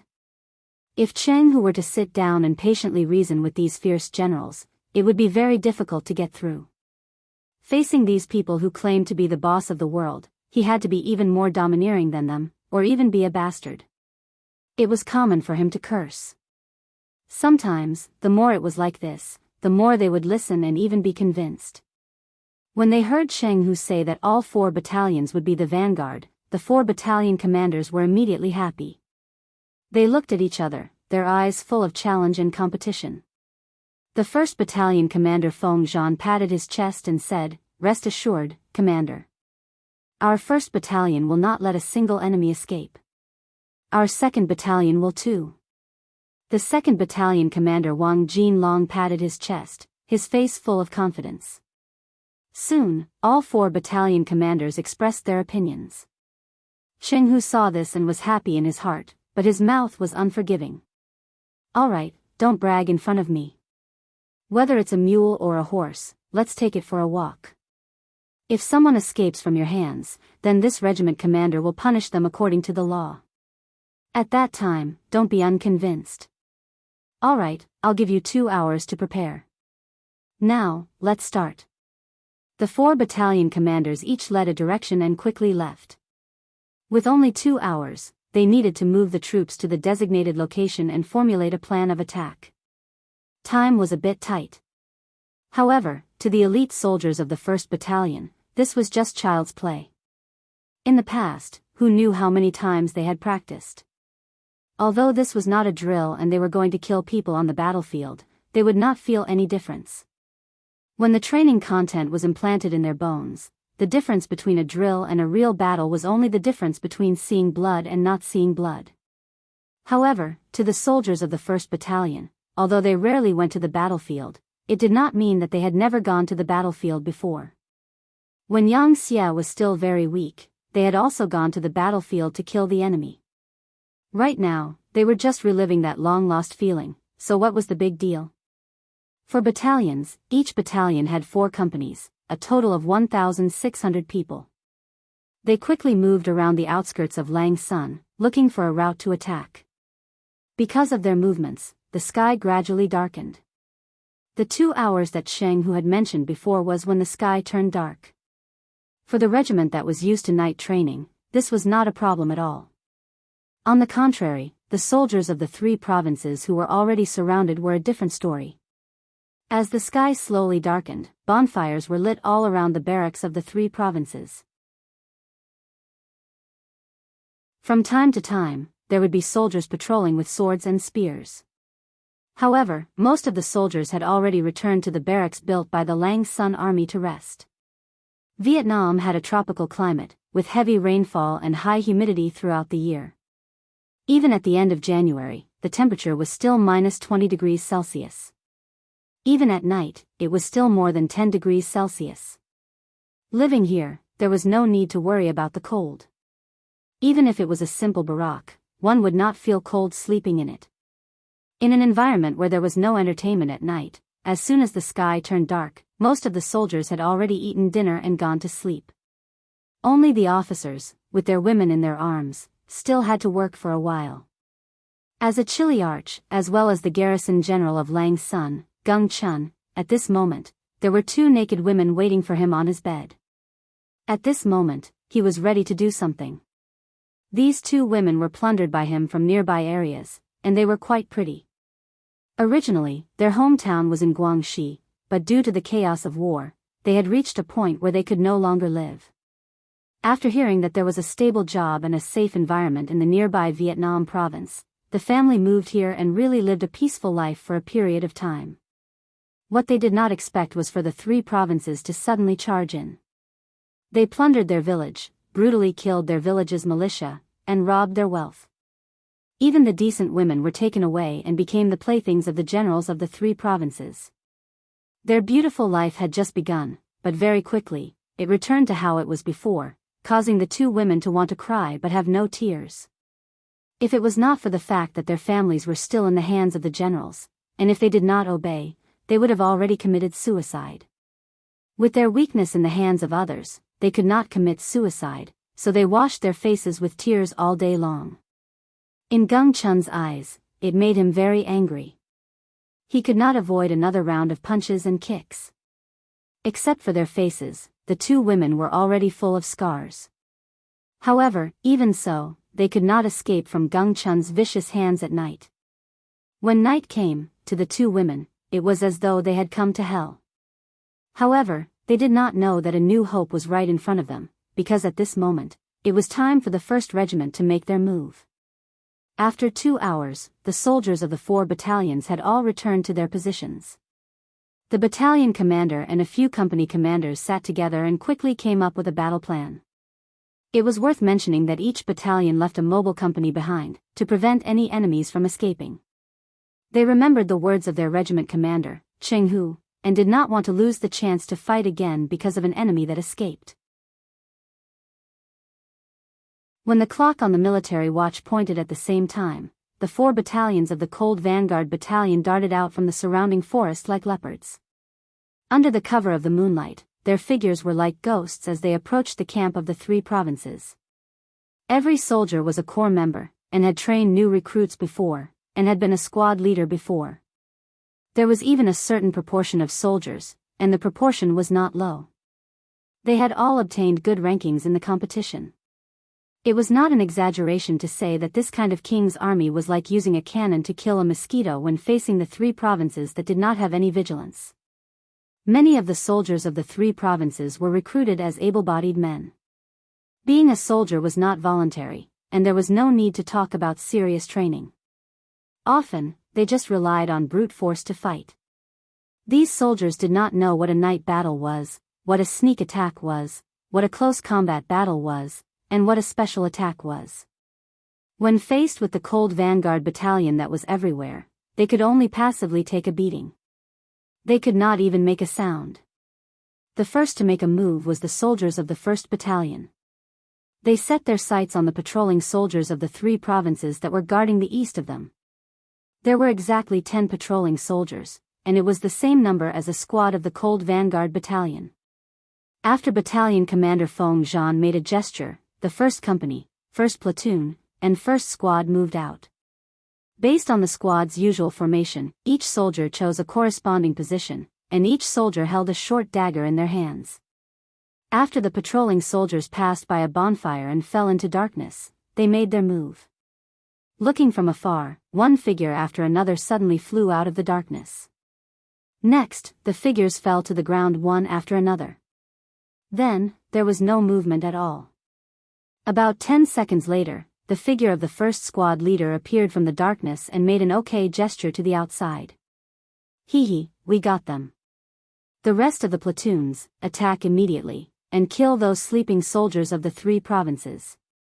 Battalion Commander Feng Zhan chuckled, and gave out the order softly. A large number of figures appeared behind him, and each of them moved in an orderly manner towards their target camp.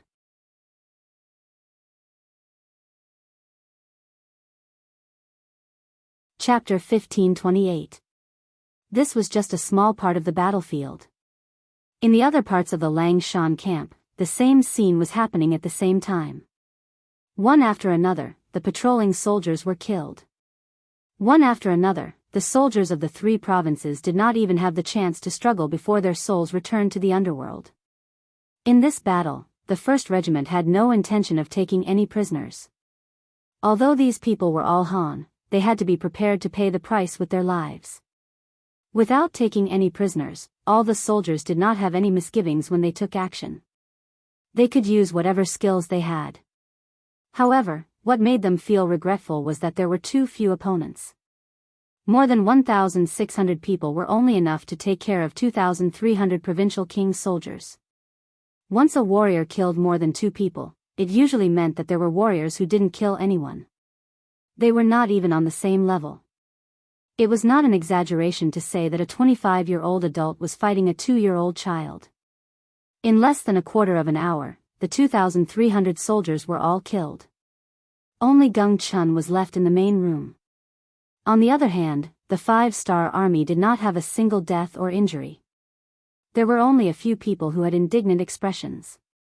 It was clear that they had acted too late, and did not manage to kill a single enemy. Sometimes, war was also about equality.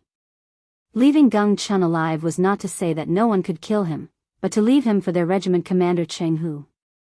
When torches appeared in the camp, Regiment Commander Jianghu walked into the main tent accompanied by the guards. Just now, he had divided a company of guards into 4 groups to prevent any enemies from escaping. They were not afraid of their whereabouts being exposed, but they felt that it was a disgrace to let the enemy escape from their hands when they were already prepared. However, what made Jianghu gratified was that from the beginning to the end, not a single enemy had escaped. This was enough to prove that the performance of his 4 battalion commanders was perfect. When he walked into the main tent, he looked at Feng Zhan and the other battalion commanders with a look of praise. Regiment Commander, all the enemies have been killed without leaving a single one. Right now, only their general is still in the main room. Do you want this subordinate to take care of him for you? Battalion Commander Feng Zhan walked up and smiled in a fawning manner. Scram. He casually kicked Feng Zhan's butt, who didn't dodge at all. Then, he chuckled and said, "You've all had your fill. It's time for this leader to move his hands and feet." After saying that, Jianghu strode towards the main room. At this moment, he could already see that there were quite a few soldiers standing outside the main building. They had already surrounded the place and clearly pointed out the enemy general's position. In the main room, Geng Chun was still fast asleep. As soon as the sky turned dark, he would do some exercise. Then, he would wake up in the middle of the night. In addition to the normal night patrol, he would also have to do some exercise. This had already become a routine of his life. The soldiers of the cold front moved very lightly, so Geng Chun was not disturbed. It was only when Jianghu walked into the main room with a few battalion commanders that he suddenly felt something. His right hand instinctively reached under his pillow. There was a dagger there that could be used to injure the enemy in close combat. Get out. When his arm was less than a few inches away from the dagger, he suddenly felt a huge force coming from his arm. Then, Geng Chun felt his entire body fly up and directly hit the paper window of the main tent. His body flew out of the room. Find clothes for them to wear. Jianghu shook his head as he looked at the two Han women shivering under the blankets. Then, he turned around and walked out with a face full of anger.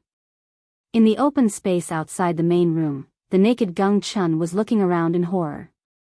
He looked at the soldiers of the 5-star army who were looking at him with smiles on their faces. He couldn't imagine how the outside world would become like this when he only took a short nap. Where did his soldiers go? Whether they died or ran away, why wasn't there any sound at all? He didn't feel like he slept very deeply, so why was it like this? Was this a dream?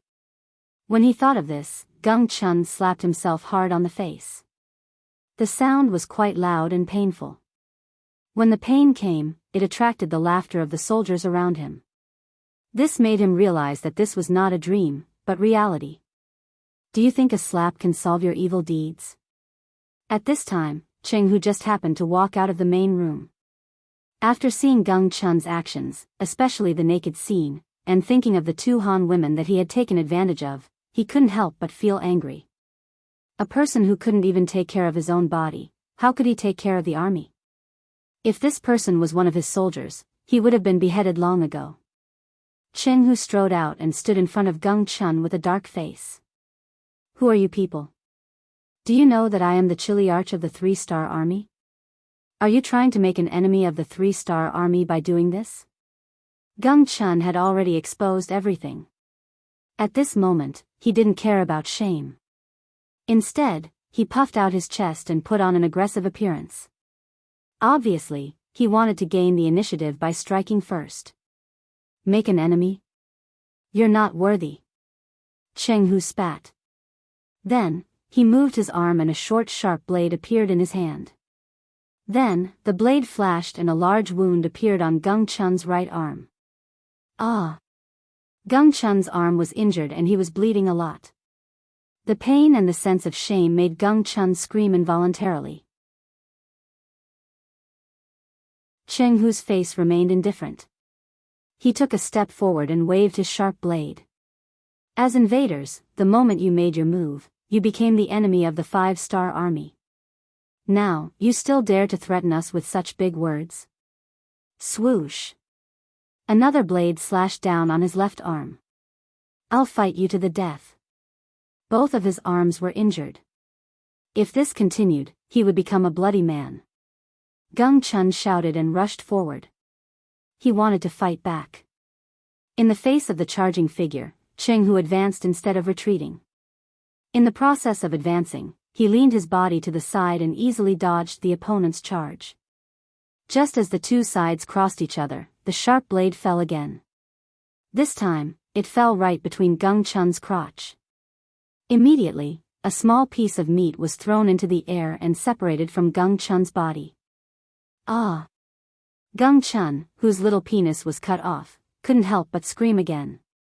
His voice was so miserable that it made everyone's expression change. Jianghu was unmoved. Instead, he continued to stride toward Geng Chun, who was shouting and shouting. As he walked, he said, bullying a woman, and a Han woman at that. It's the same as bullying my sisters. You should be punished even more. Another blade flashed and a foot-long wound appeared on Geng Chun's right leg. Finally, he couldn't run anymore and fell to the ground with a plop.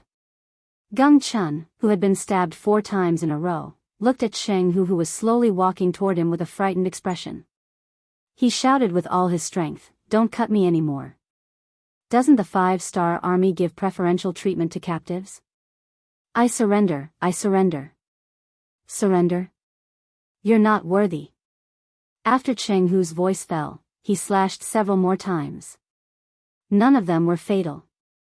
They were all places with thick flesh and blood. Soon, Geng Chun, who had fallen to the ground and curled up into a ball, became a bloody man. His whole body was covered in blood and looked very scary. His body kept shaking for about 2 minutes. Finally, there was no movement. Just like that, the Chiliarch of 3 provinces was scared to death by Jianghu. He was afraid that Jianghu would attack him again. With this fear in his heart, he died. When he died, his eyes bulged out. This was the most obvious sign of being scared to death. Phew. Jianghu exhaled. After killing Geng Chun, the depression in his heart dissipated a lot. When he opened his mouth again, he had already regained his composure. Show everyone the consequences of going against the 5-star army. Yes. Feng Zhan and the other battalion commanders were the first to agree. Following that, the other soldiers also agreed. At this moment, they didn't feel the slightest bit of guilt because of the cruel actions of their commander. Since they were going to become the enemy of the 5-star army, then they should have already prepared themselves for this. That night, the moonlight was brighter than usual. It was as if the clouds had parted to reveal the blue sky. On the night of the 1st Regiment's operation in Lang Sun, the 1st Regiment commander, Ting Shan, also came to Vietnam's Beijiang Prefecture and met with the governor, Zhang De. Ever since Vietnam was conquered by Yang Xia, there were 3 governors. They were Song Zhe, Wan Shaochen, and the current governor, Zhang De. Under the efforts of the 3 provincial governors, the entire Yunnan province could be said to have undergone a great change. The land was reclaimed, the minerals were mined, and various factories and workshops were set up everywhere. The people here were already living a good life with ample food and clothing.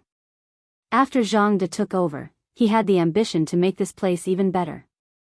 In fact, in the past 2 years, when he was developing in this direction, the sudden war disrupted everything. Not only did it cause many of the original plans to be unable to be realized, but it also caused the loss of a lot of territory and a lot of people. As the border between Vietnam and South Ming, Vietnam's military development wasn't considered backward. At the very least, there were 30,000 well-trained Vietnamese soldiers in the entire province. It was because when Myanmar was attacked, they had sent 20,000 soldiers to help. Now that the 3 provinces suddenly attacked, with only 10,000 soldiers, they naturally couldn't handle it. Lang Sun, Kue Dai, and Lang Sun fell one after another, forcing them to retreat to Beijiang Prefecture. But even there, they didn't dare to guarantee that they could hold on. In the past few days of fighting, they had already lost 6,000 soldiers. Now, there were only 4,000 left in the prefecture. Due to the invasion of the 3 provinces, Zhang De had started to recruit soldiers. However, the new recruits had no combat experience, and it was fine to let them fight.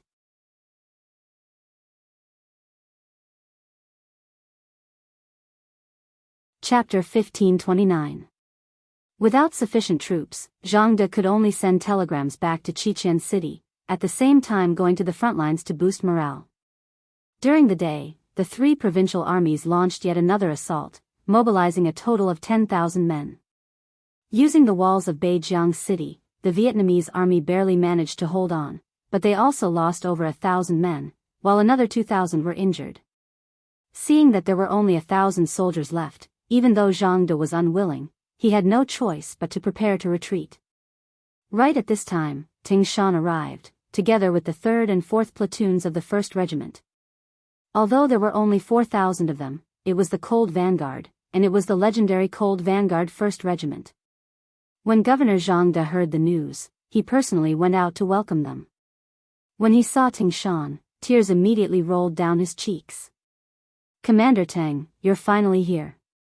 A young general beside Zhang De was also curiously sizing up the group of Cold Vanguard warriors in green military uniforms. When he saw the pitch-black muskets on their backs, he couldn't help but reveal an envious expression. However, when he saw that there weren't many of them and heard that there were only about 4,000 of them, he couldn't help but reveal a look of disappointment. This time, the 3 provincial armies had mobilized a total of 120,000 men. Even if they had suffered some losses along the way, they were still left with 100,000 men. Could these 4,000 men really hold on? He had his doubts. This young general was called Chen Bai, and his father was one of the famous generals of Annan Province, Chen Di. When Yang Qindong reclaimed this place, he had contributed greatly, and was appointed as one of the generals of Annan Province. Furthermore, his family was allowed to stay here forever. In the blink of an eye, more than a decade had passed, and Chen Di had grown old. As such, he recommended his son, Chen Bai, to replace him.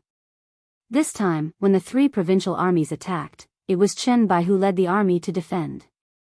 Just from the looks of the battle, it was not easy for him to achieve this. After all, to be able to order the organized army to retreat while fighting under a surprise attack and give the civilians at the rear some time to prepare for the scorched earth clearing work, he could already be considered a suitable young general. Governor Zhang, you've worked hard. How's the situation now? After shaking hands with Governor Zhang De, Ting Shan asked with concern. It's not looking good. Right, let me introduce you. Chen Di, this is Commander Ting Shan of the Cold Vanguard 1st Regiment. Commander Tang, this is General Chen Bai, who has been fighting with the 3 provincial armies. Oh, his father is Chen Di. He is one of the 3 generals appointed by the 6th young master. Hearing that Chen Bai's father was Chen Di, Ting Shan could not help but take a closer look at him. Under normal circumstances, foreign generals were not trusted by Han generals, and this was naturally due to Yang Chendong's influence. He had already said the phrase, "Those who are not of my race must have a different heart," countless times, but all the old people who had been with him for a long time all knew this. However, Chen Bai was Chen Di's son. Chen Di had surrendered to Yang Chendong when Yang Chendong was still very weak. When Yang Chendong occupied Annan at that time, he had made great contributions. So much so that when the Great Migration was carried out, the Chen family was allowed to stay in Yunnan province. From that point of view, Chen Di's son could still be trusted. Not to mention, Chen Bai performed well in the face of the 3 provincial armies' attack. With a small number of troops, he managed to block the main force of more than 100,000 soldiers from the 3 provincial armies. Although he was also forced to retreat, it was not easy for him to do so. Hello, General Chen. At the thought of this, Ting Shan took the initiative to extend his right hand to Chen Bai. Hello, Commander Teng. I've heard a lot about you. Chen Bai was very excited as he hurriedly wiped his hands with his clothes before shaking hands with Ting Shan. Ting Shan's first impression of Chen Bai was not bad. At the very least, he was not like some Han generals who would not even look at foreign generals. Just based on this point, Chen Bai recognized him as a teacher. After exchanging greetings, they naturally began to talk about the battle in Beijiang Prefecture. Using Governor Zhang De's words, the situation was extremely critical now. If Ting Shan hadn't rushed over, they would have been defeated in the battle tomorrow and lost Beijiang Prefecture. Once Beijiang Prefecture, which was an important transportation route, was taken, they would be able to go to Fuliang or Biandong at will. If that were to happen, they would be in a passive position. After listening to Governor Zhang De's words carefully and seeing that Chen Bai had the same thoughts, Ting Shan smiled and said, I understand what you two mean. Beijiang Prefecture is an important transportation route. We can't lose it, right? Yes. Governor Zhang De nodded solemnly. Once this place was lost, it would affect more prefectures.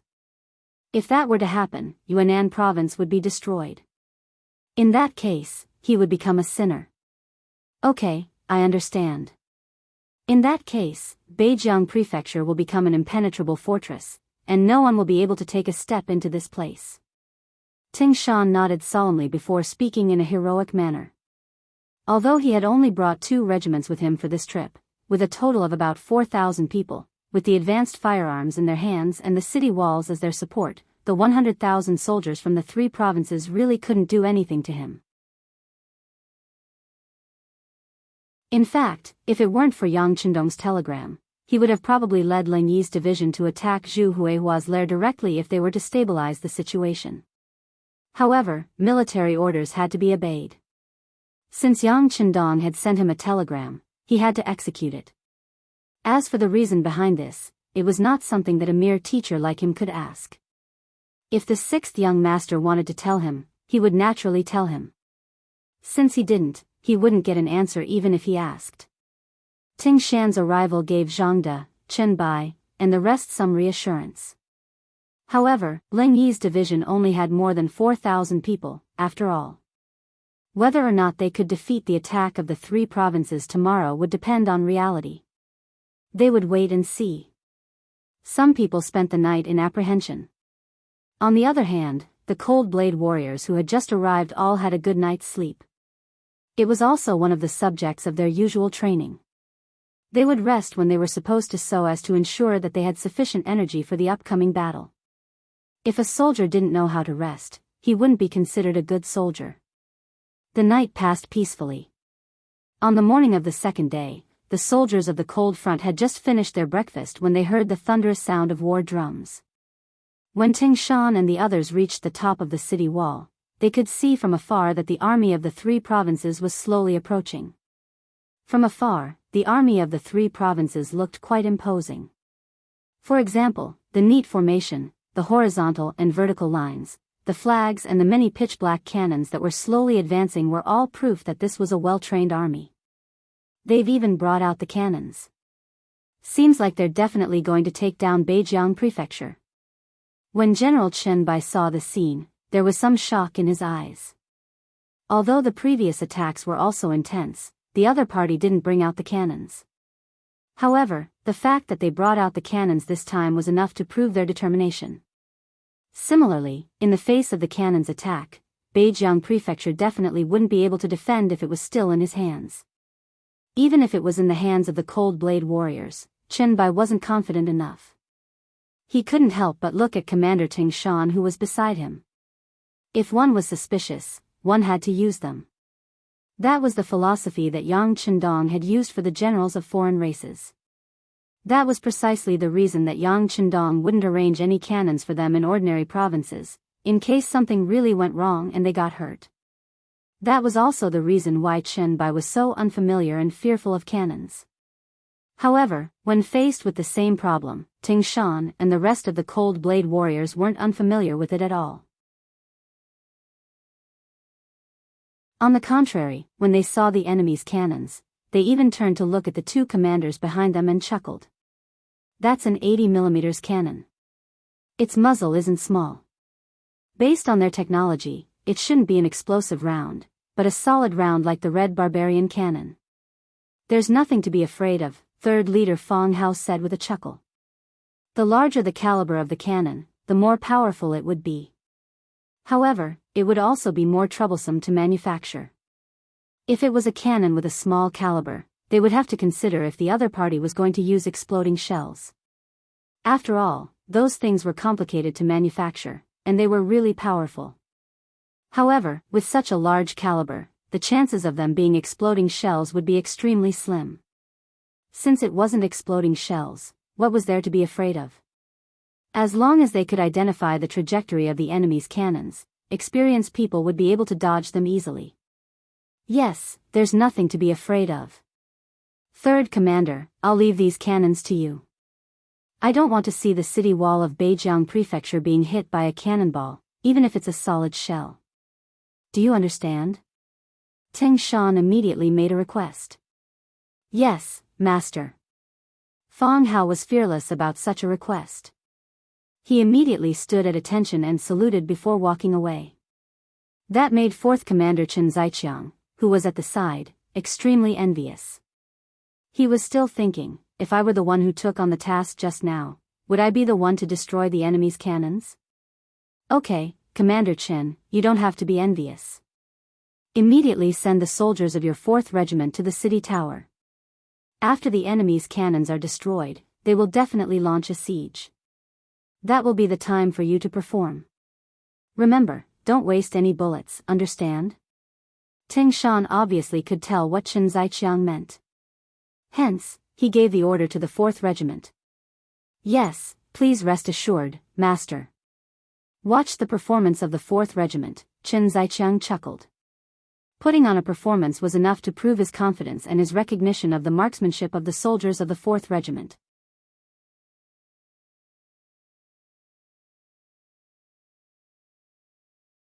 Chapter 1530. The troops of the three provinces did not stop advancing, but because the cannons were too heavy, their speed of advancement was not very fast. They seemed to be trying to scare the Vietnamese army with that formation and instill fear in them. In that case, once the cannons landed, the city of Beijiang Prefecture might collapse on its own. Wang Zhangjiang, the commander of the troops of the three provinces, was very proud of that move. He had already asked around and found out that there were only slightly more than 1,000 Vietnamese soldiers in Beijiang Prefecture. In front of his army of 100,000 soldiers, that was not even enough to fill the gaps between his teeth. If it were in the past, he might not even take out something as good as the cannons. After all, it was one of his trump cards that he would only use in times of crisis. However, the king of the three provinces, Zhu Huifu, sent someone to inform him that the elite Ling Feng of the 5-star army was about to arrive at the battlefield in Vietnam. That was an army of pure firearms, which made Wang Zhangjiang feel the pressure. He was determined not to wait any longer. Hence, he took out the cannons with the intention of completely conquering Beijiang Prefecture. By then, he would be able to go anywhere. By then, even if the Ling Feng came, they would not be able to do anything to him if they had too few people.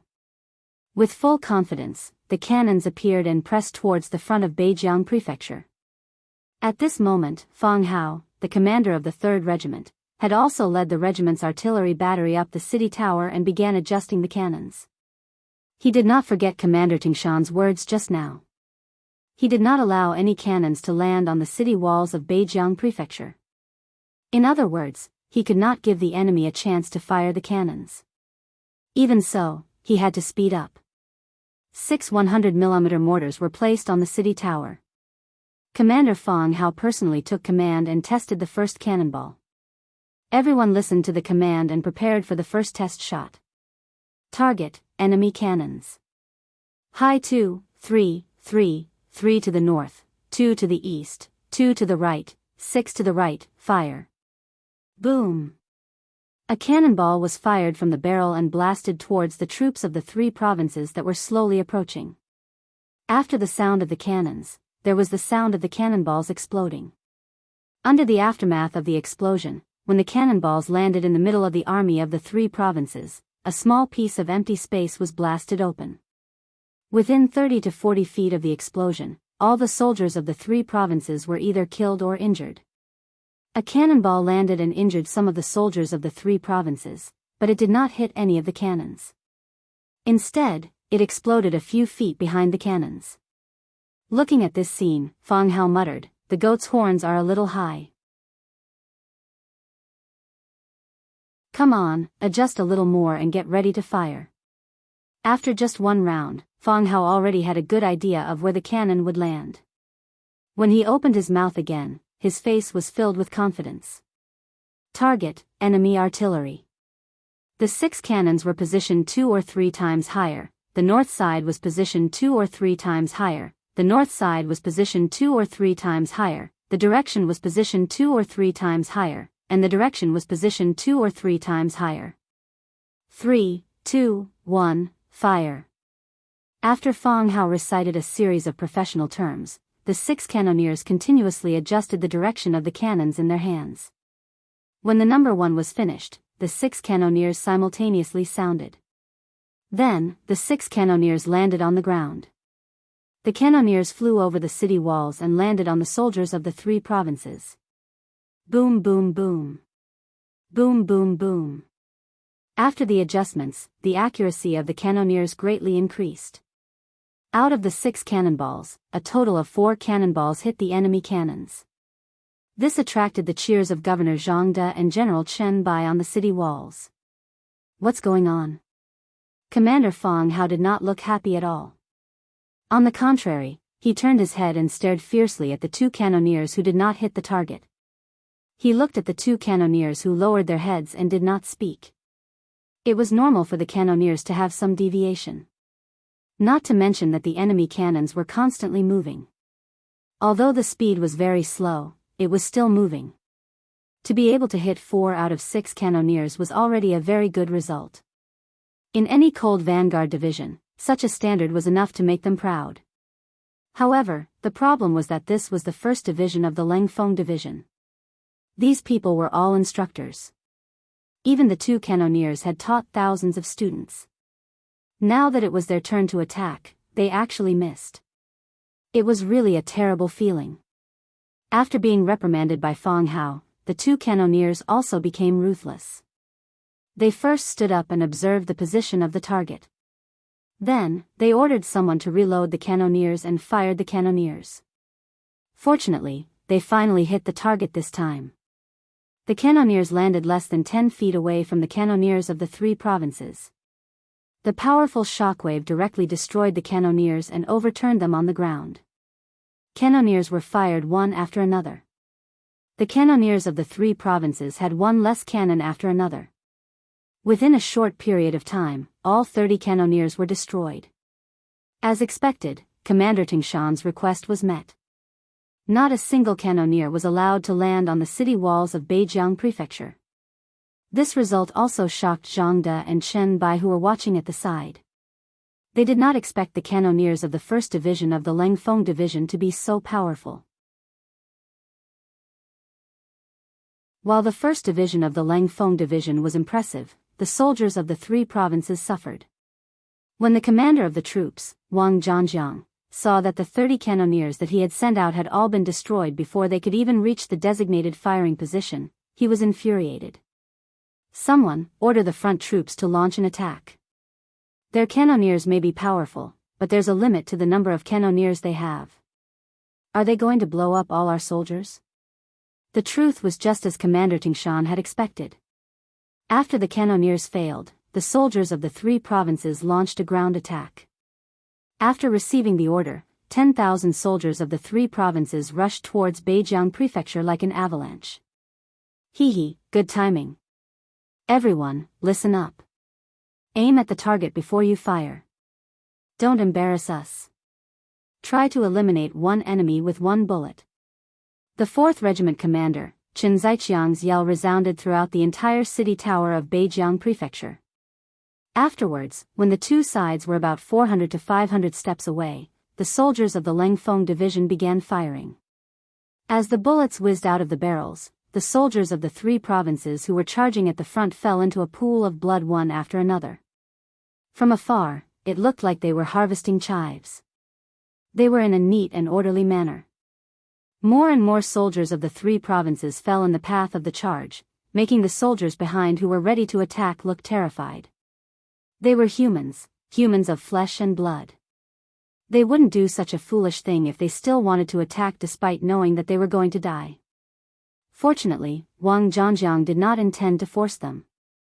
After seeing the amazing marksmanship of the Langfeng Division, he knew that the morale of the soldiers was now in a mess. If they were to attack, they might not succeed even if they had to pay a huge price. Since that was the case, he had no choice but to order the entire army to stop attacking and retreat. It seemed that the attack this time was as loud as thunder, but small as raindrops. The 3 provinces came and went. On the city tower, Zhang De, Chen Bai, and the rest couldn't help but heave a sigh of relief before cheering. They finally believed that even though the number of Langfeng's soldiers was small, they would have no problem defending Beijiang Prefecture with them around. Tingshan, who had long known everything, watched calmly as the soldiers of the 3 provinces retreated. He was still thinking that if he were to launch an attack now, he would definitely be able to achieve twice the result with half the effort. Unfortunately, military orders had to be obeyed. His mission was only to defend Beijiang Prefecture, and he couldn't doubt anything else. After Wang Zhangjiang retreated, he even sent someone to report the appearance of Langfeng to the 3 provincial kings immediately. Langfeng's sudden appearance had indeed caught everyone off guard. However, in the letter, Wang Zhangjiang expressed that he would continue to work hard even if he failed this time. He did not mention whether he would be able to withstand Langfeng's attack.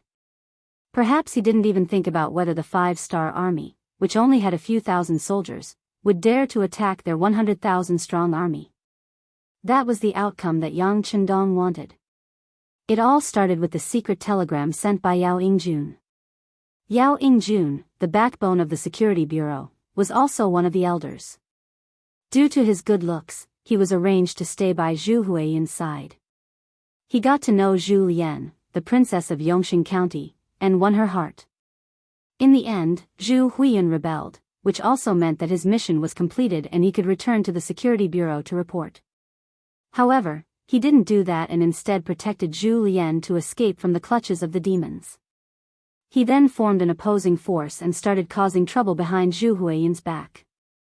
Although Yao Yingjun left with Zhu Lian, he still arranged for some intelligence personnel to stay by Zhu Huiyan's side. Although they were not important figures, they could still find out some information that outsiders couldn't.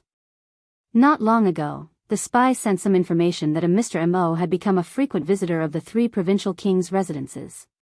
According to their observations, this person should have a certain connection with the higher-ups of Xianxia. For example, Zhu Huiyan found out about Lang Yi's reinforcements in Yunnan province in advance. There was actually such a thing? After Yao Yingjun found out, he naturally didn't dare to be careless. He immediately used the radio to report to the higher-ups. When it was sent to Yang Qindong, he was really shocked. How powerful was the Yang faction? Everyone who was involved in it had a deep feeling. With such a powerful backing, Yang Qindong couldn't figure out who would side with an outsider. He didn't believe that Zhu Huiyan had arranged for someone to enter Yangxia in advance.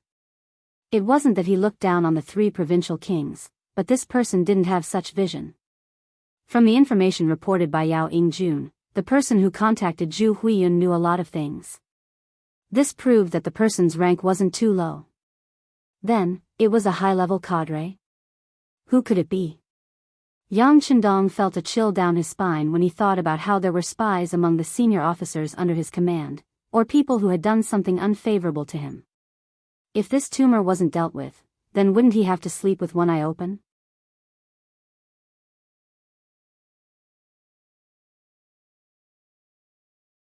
Chapter 1531.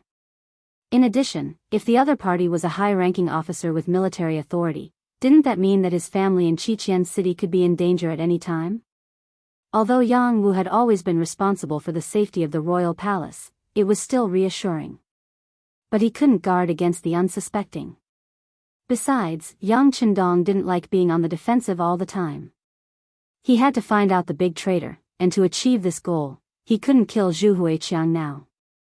Otherwise, what if the traitor disappeared again when he saw that things were not going well? He wanted to personally meet Zhu Huiyan and see if there was a chance to find this traitor. Yang Qindong even had a feeling that even Zhu Huiyan didn't know who the person who had given him information on Yangxia was. This was the truly frightening part. This was why Yang Qindong had sent a telegram to Tingshan, ordering him not to take the initiative to attack. All he needed to do was defend Beijiang Prefecture and prevent the 5 provinces' army from entering Vietnam to cause trouble. The timely appearance of Beijiang Prefecture's 1st Division Lang had thwarted their plan to enter Vietnam. When the telegram was sent to Yang Qindong, he could finally breathe a sigh of relief. Then, his gaze fell on the Timur Empire that was surrounded by enemies. Because of the heavy snow, the 5-star army's attack had been forced to stop.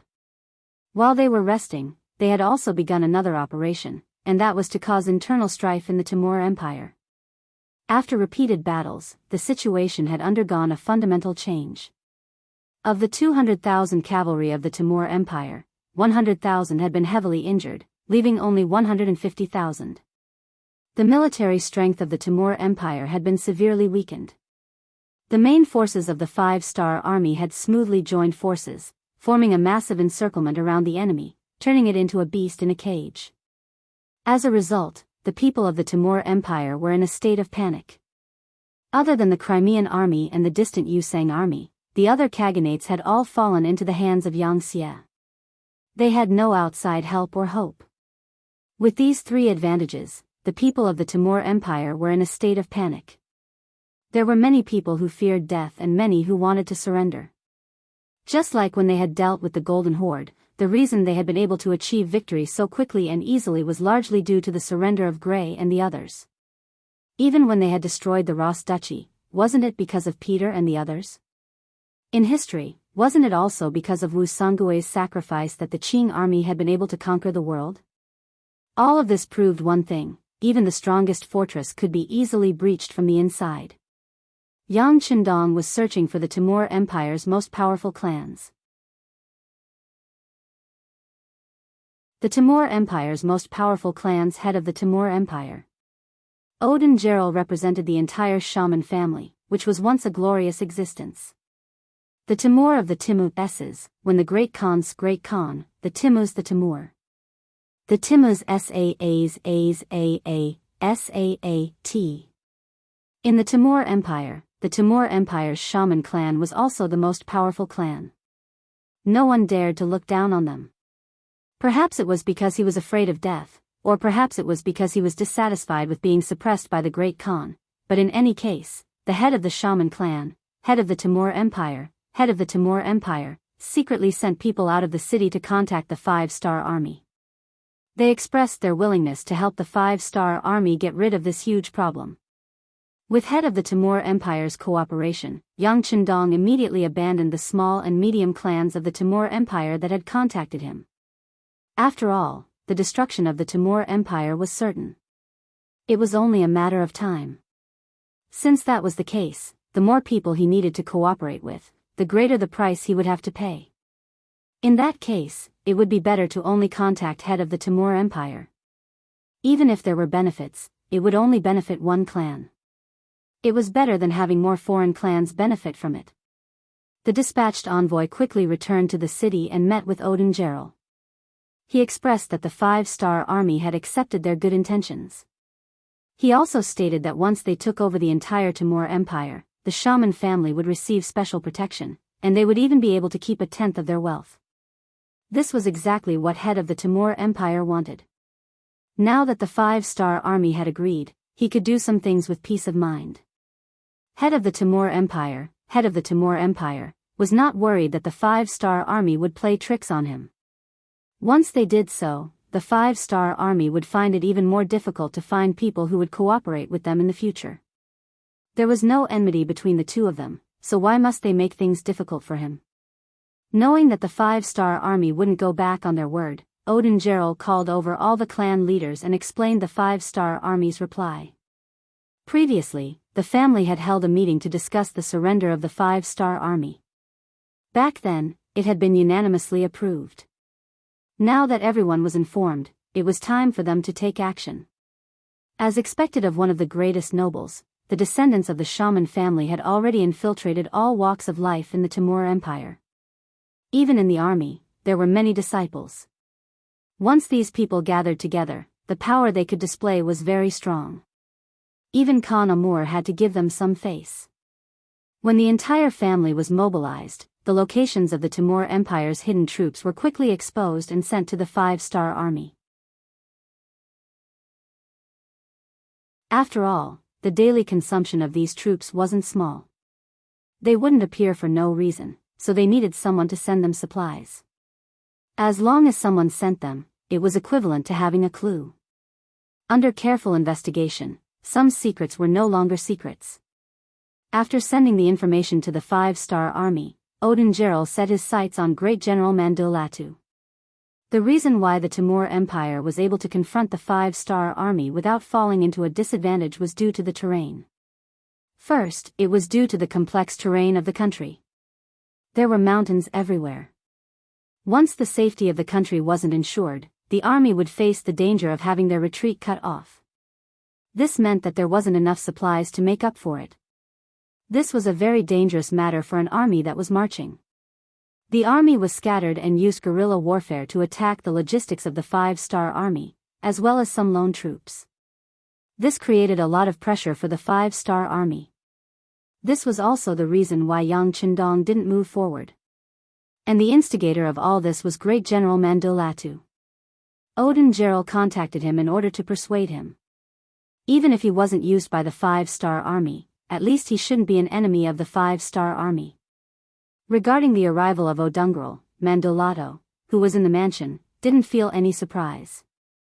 Judging from his calm face, this seemed to be something he had expected long ago. Speaking of which, who wouldn't know about the filthy matters between the shaman clan and Khan Amur if they were well informed? If it wasn't for the sudden appearance of the 5-star army, Great Khan Amur would have been cleaning up the internal strife in the Timur Empire. It could also be said that the arrival of the 5-star army saved the shaman family and prevented them from being cleaned up so quickly. After all, in the face of an external enemy, a ruler that had to deal with internal strife wasn't a confident ruler. Because doing so would only cause pain to those close to him and delight his enemies. Not all of them were as stubborn as Baldi Jiang. It was precisely because he understood this that Mandulatu didn't think that Odin Geral's actions were strange. He could see that once Great Khan Amur won this battle, the next to deal with Odin Geral would be Great Khan Amur. Taking advantage of the chaos, how could they be willing to wait helplessly for death? How could they not do something? In the main hall of his mansion, Mandulatu received Odin Geral. In the huge hall, there were only the two of them at this moment. All the servants had been sent out. Looking at the scene in front of him, the smile on Odin Geral's face didn't diminish. At this time, he didn't know how to describe this great general Mandulatu who was strategizing on the battlefield. Receiving him in the main hall and not in the secret room, this showed that the other party had a clear conscience. So even if Great Khan Amur knew about this matter, he couldn't directly blame him. He then drove everyone out of the hall, making it no different from a secret room. This allowed Odin Geral to speak his mind without worry. This kind of behavior took into account the wishes and thoughts of both sides. From this point alone, it was clear that Manchuratl was a smart man. And Odin Geral liked to deal with smart people, so after he sat down, the first thing he said was, "Great General, have you made your choice?" This was indeed a straightforward question. When Mandulatu heard it, the other party was stunned for a moment.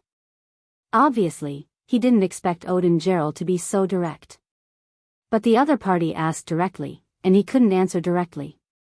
Since he could become a great general who was in charge of hundreds of thousands of troops, he naturally didn't like to be passive, but was very willing to take the initiative. Regarding this question, he didn't answer, but just chuckled and said, "Odin Geral, you should drink tea first." This tea was obtained from the Han people, and it cost this great general a lot of money. Asking and not answering, Odin Geral didn't find it strange after hearing it. If the other party gave an answer to his question, then he would find it strange. Smiling, Odin Geral picked up the teacup in front of him and took a sip. He immediately praised, "Not bad, it is indeed a good tea." The Han people have a long history, and some of their good things are not something we can compare to. If one day, we can live with them, drink this kind of tea every day, and taste delicious food, that would be a happy thing. Is Great General right?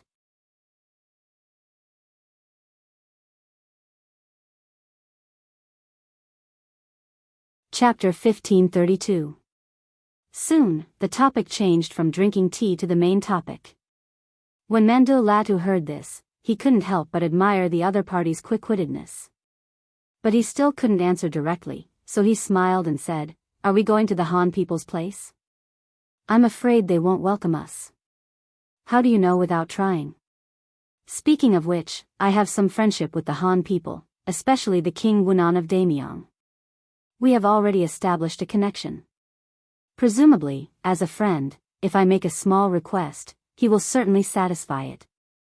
Odin Geral had a very sincere smile on his face, giving people the feeling that he and Yang Chendong were old friends. In front of a general, talking about the benefits of the enemy's commander-in-chief was already a taboo, but Odin Geral didn't care at all. Obviously, he had already made up his mind and wasn't going to change it. After hearing these words, Mandulatu became silent. After probing again and again, Odin Geral finally pointed out the main topic. At this moment, he had no choice but to express his attitude. It's just that this attitude was really not easy to express. He already knew that the three provincial kings of the Southern Ming Empire and Banj Empire were acting separately. Now, the five-star army's backyard should be on fire. At this moment, it's not the time to make a final decision. If the five-star army couldn't withstand this pressure and withdrew back to their country to quell the chaos, then the danger of the Timur Empire would be eliminated. Then, Great Khan Amur would be victorious. At this time, standing on Odungrel's side, wouldn't it be suicidal? Mandulatu had his own worries and thoughts, so he didn't answer this question immediately. In this regard, Odin Geral, who saw everything in his eyes, wasn't surprised. On the contrary, he was a little happy. He was most afraid of the other party's rejection. If that's the case, then whatever he wants to say will be useless. It's not impossible for the other party to directly capture him and send him to the Great Khan. Although he had already made this decision on the way here, he still didn't want the worst result to happen, because it means that whether the great Khan Amur wins or loses in the end, he will be a loser. Therefore, what he wanted was for the other party to remain silent. Only then would he have the opportunity to speak more of his thoughts. General, I know what you're hesitating about. I also know what you're worried about. However, I don't know if you've thought about it, but the Timur Empire's current state is not due to Amur's contributions alone, nor is it due to his father, Abu Said Mirza's contributions. Instead, it is the result of everyone's efforts. But now, he thinks that his position is stable, so he wants to get rid of those who disagree with him. If he wants to monopolize everything, will others allow it? Today, they made an example out of our shaman clan. Once they succeed and get the benefits, they might make an example out of someone else. For example, Great General, if you can defeat the 5-star army this time, then your contribution will be so great that I'm afraid it will cause some people to be vigilant. The Han people have a saying, great contributions shake the Lord, and there is another saying, after the birds have flown, the bow is put away. When that time comes, do you think you will still be valued and not be suspected? Speaking up to here, O'Dungrel couldn't help but sneer. I'm afraid that when that time comes, the fate of our shaman clan will be a lesson to you, Great General.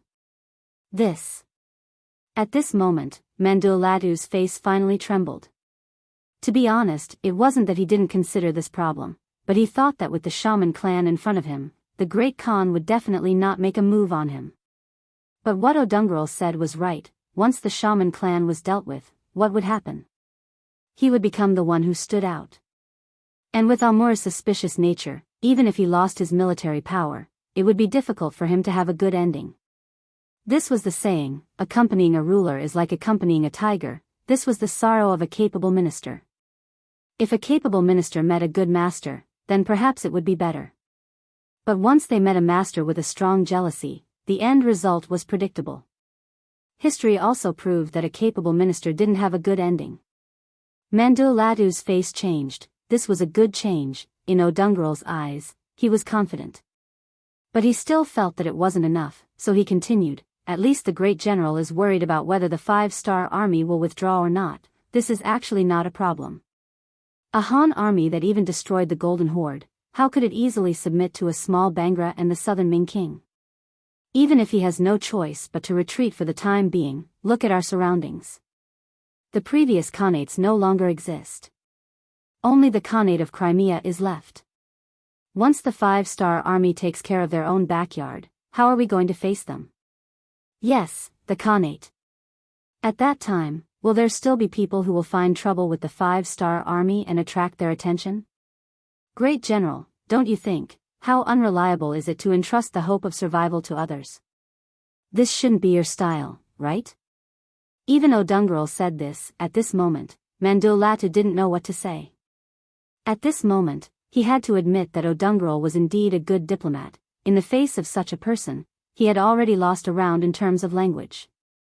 Okay, but I don't know what kind of agreement you have with the King Wunan of Daimyong. What can I do? What can I get in return? Finally, Mandul Latu lowered his head. Not for anything else, even if he wasn't afraid of death, he still had to consider the safety of his family and dozens of people. He could die on the battlefield, but that was under the premise that the Great Khan guaranteed the safety of his family. If he died, and his family also died, then he would be the greatest sinner, and he would die with everlasting regret.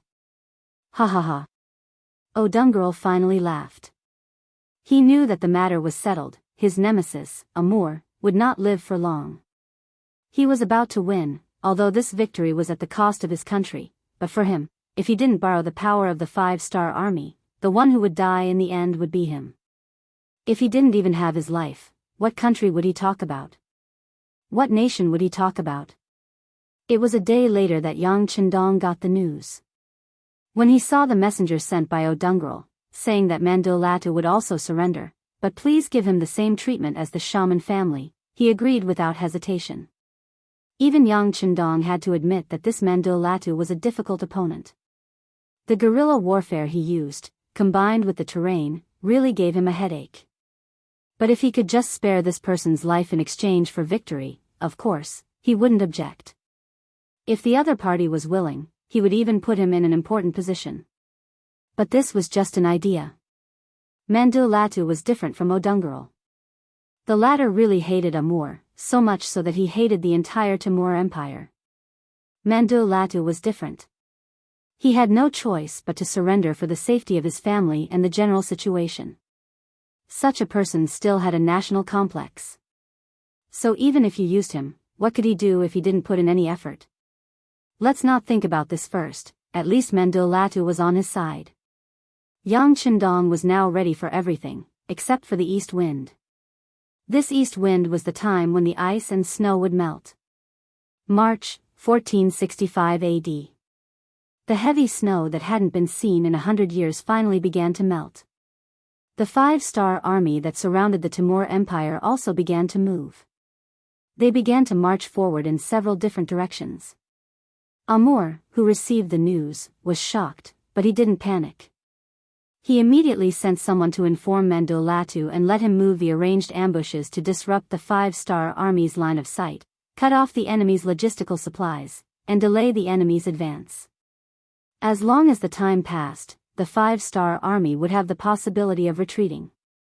Although the city was very lively this winter, due to the current tense situation, many people jumped out to surrender. But Amu had never doubted his great general, Mandulatu. He understood the other party. This was a smart person. In addition, he knew that the shaman family was his current enemy. As long as the situation wasn't so bad that it couldn't be saved, he could use this person without worry.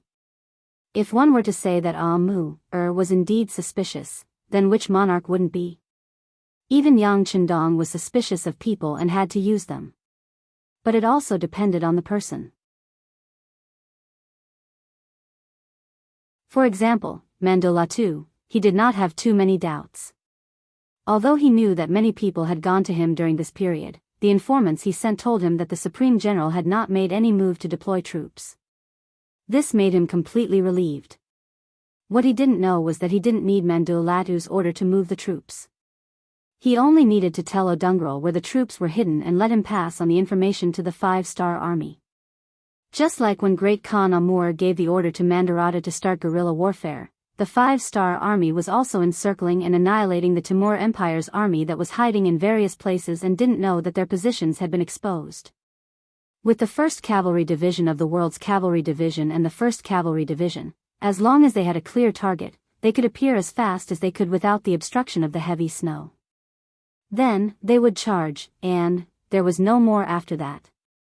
Unless they had firearms, no one would be a match for these two powerful cavalry units. Over the years, the soldiers of the two armies had become accustomed to living on horses. They could easily sleep, eat, and kill enemies on horseback. After countless battles, they had rich combat experience. They knew what kind of battle formation to face the enemy and how to find the enemy's weak point in the shortest time to attack. It was as if these things had fused with their lives. This was all thanks to the large and small battles they had experienced. As the saying goes, a long illness makes a doctor. Now, the strength of the two armies was so strong that they were invincible. It wasn't an exaggeration to say that even if Genghis Khan was alive, his most elite cavalry might not be a match for these two armies.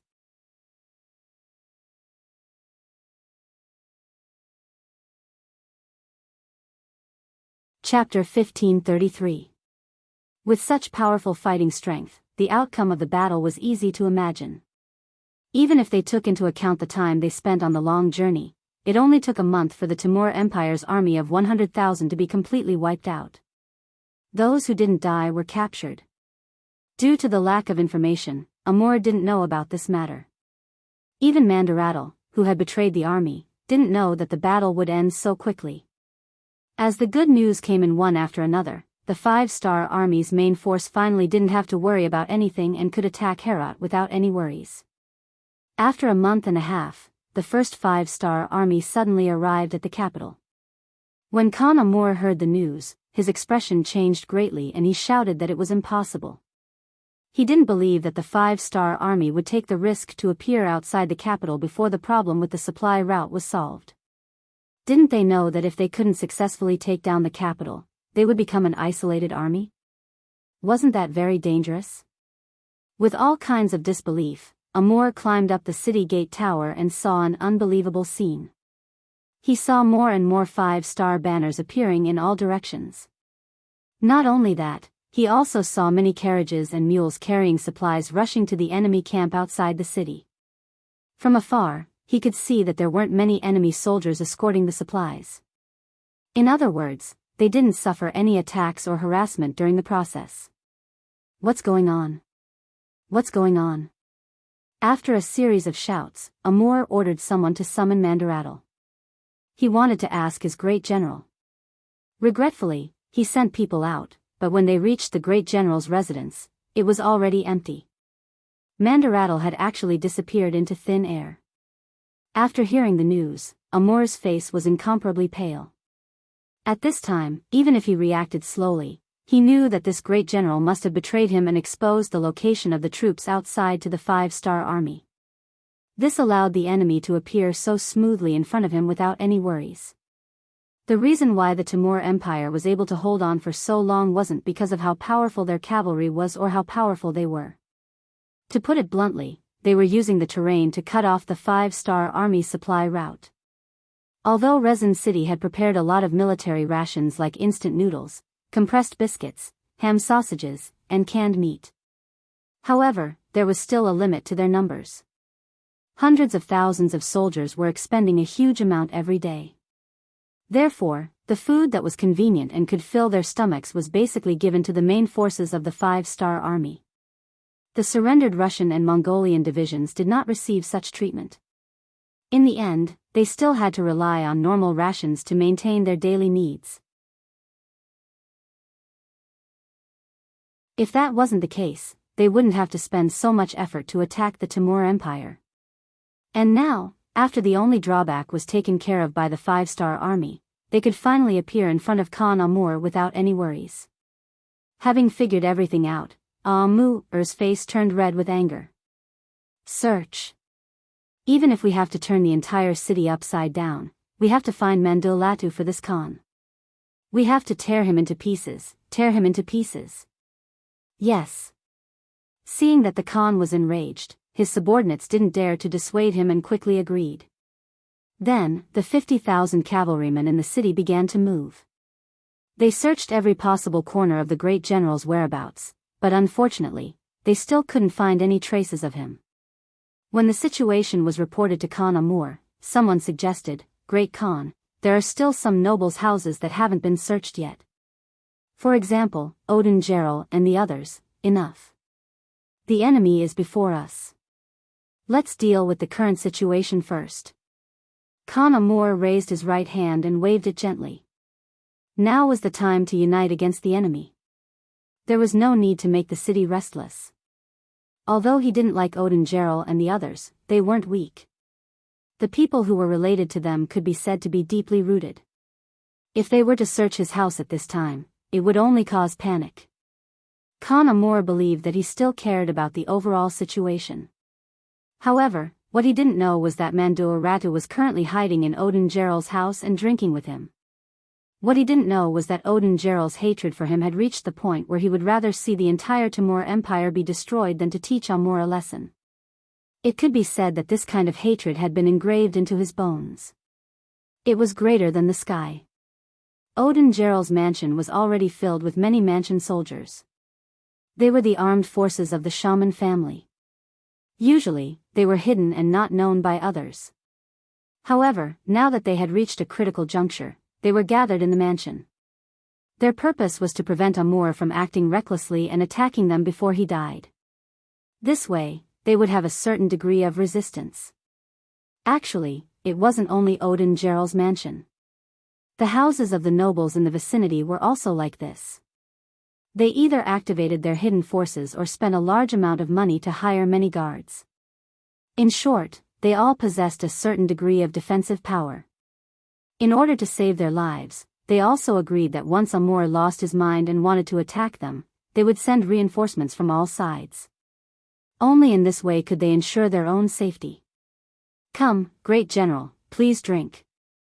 Although the city outside was surrounded, there was no panic on Odin Gerald's face at this moment. On the contrary, he was still as calm as water. Sigh, I'm no longer a great general. There's no need to call me that in the future. I'm just an ordinary person. Mendur Ratu had a cautious look on his face. Obviously, the whole city was searching for him now. It was impossible to say that he wasn't flustered at all. Hee, good. Odin Gerald didn't intend to force him.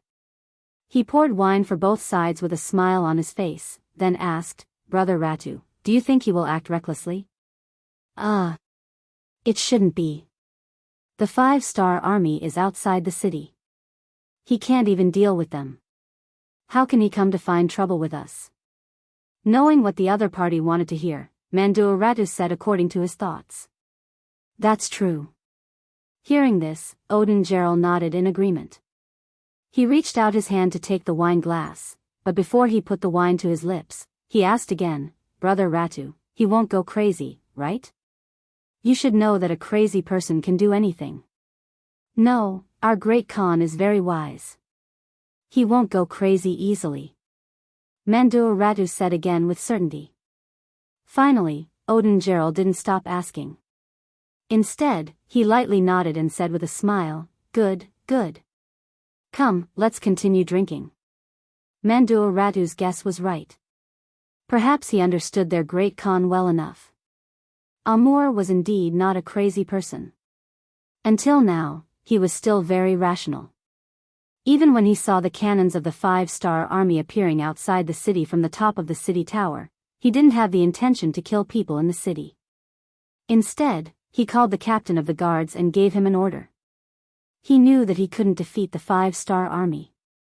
Now that he was surrounded, the only way was to escape. The reason why he didn't make a move on the nobles in the city was because he couldn't spare any energy. Compared to killing others, his own life was more important. The 50,000 cavalrymen in the city were all recruited by him. Among them, the high-ranking officers were all appointed by him. They only listened to him. This was also the reason why Mendur Ratu hid even though he was a great general. He couldn't command these 50,000 cavalrymen at all. This was Amur's final trump card. Now, he had to use this trump card to escape. He firmly believed in a phrase that the Han people often said. Where there's life, there's hope. Although he didn't know if he could escape this time, and if there was a possibility of Dongshan rising again after escaping, he had to try. Otherwise, if he stayed in the city, even if the King Wunan of Damyang didn't kill him, he was no different from being dead. The 5-star army was still surrounding Herat. Because there were many mountains and lakes and the terrain was complicated, many routes that seemed to be close had to be taken around. This greatly slowed down the assembly of the army. According to the reported itinerary of the various troops, it would take another 5 to 7 days to complete the encirclement. Before the encirclement was complete, Yang Chendong didn't prepare to launch an attack. He wanted to finish it in one strike. Seeing that Herat was going to be his, he wanted to reduce the losses as much as possible. This was also beneficial for the post-war reconstruction. Therefore, whether it was the air force or the cannons, they weren't arranged to be deployed immediately. The 5-star army didn't have any plans to make a move, but an accident happened. That night, the 4 gates of Herat city opened wide. Following that, an endless stream of cavalrymen began to charge out. At first, Yang Chendong thought that the enemy was testing the waters. However, as more and more cavalrymen charged out of the city, he and the other generals finally realized that this wasn't a test. They were clearly trying to break out of the encirclement. Break out of the encirclement? It seems that this Amur still cherishes his life. Yang Chendong, who had heard the news, looked at the sand table in front of him in the main tent. Young master, we don't have enough troops and aren't prepared enough. I'm afraid we can't kill all of the enemy cavalry. Beta Persei had already put on a suit of armor and appeared in front of Yang Chendong. Although he said that they couldn't, his restless appearance proved that he wanted to attack and beat the enemy while they were down. Yes, our encirclement hasn't been fully launched yet. I have to say that this Amur chose the right time. Forget it. The entire Timur Empire is gone. Even if this great Khan escapes, what can he do? Yang Chendong quickly adjusted his attitude. In history, he had never heard of this Amur's name, completely unlike Ivan, who had a resounding reputation. Even so, this person's strength must be ordinary. If that was the case, then so be it. If he wanted to escape, then so be it. As long as he dares to continue to be the enemy of the 5-star army, then one day, he will be discovered and beheaded on horseback. Thank you to 3-inch Flame for your monthly votes for munitions. Lungzi thanks you. Munitions will be finished next month. I guarantee that it will be finished at least 3 to 4 chapters a day. Please read it without worry. The new book Duke Ferocious will be officially published on the novel website today. Everyone is welcome to read it. At the same time, please bookmark, recommend, and click the new book. Your support is the greatest encouragement to the prodigal son. You're tuning into the Carefree Valley YouTube channel. Don't forget to subscribe and join us on this journey to catch the most captivating stories.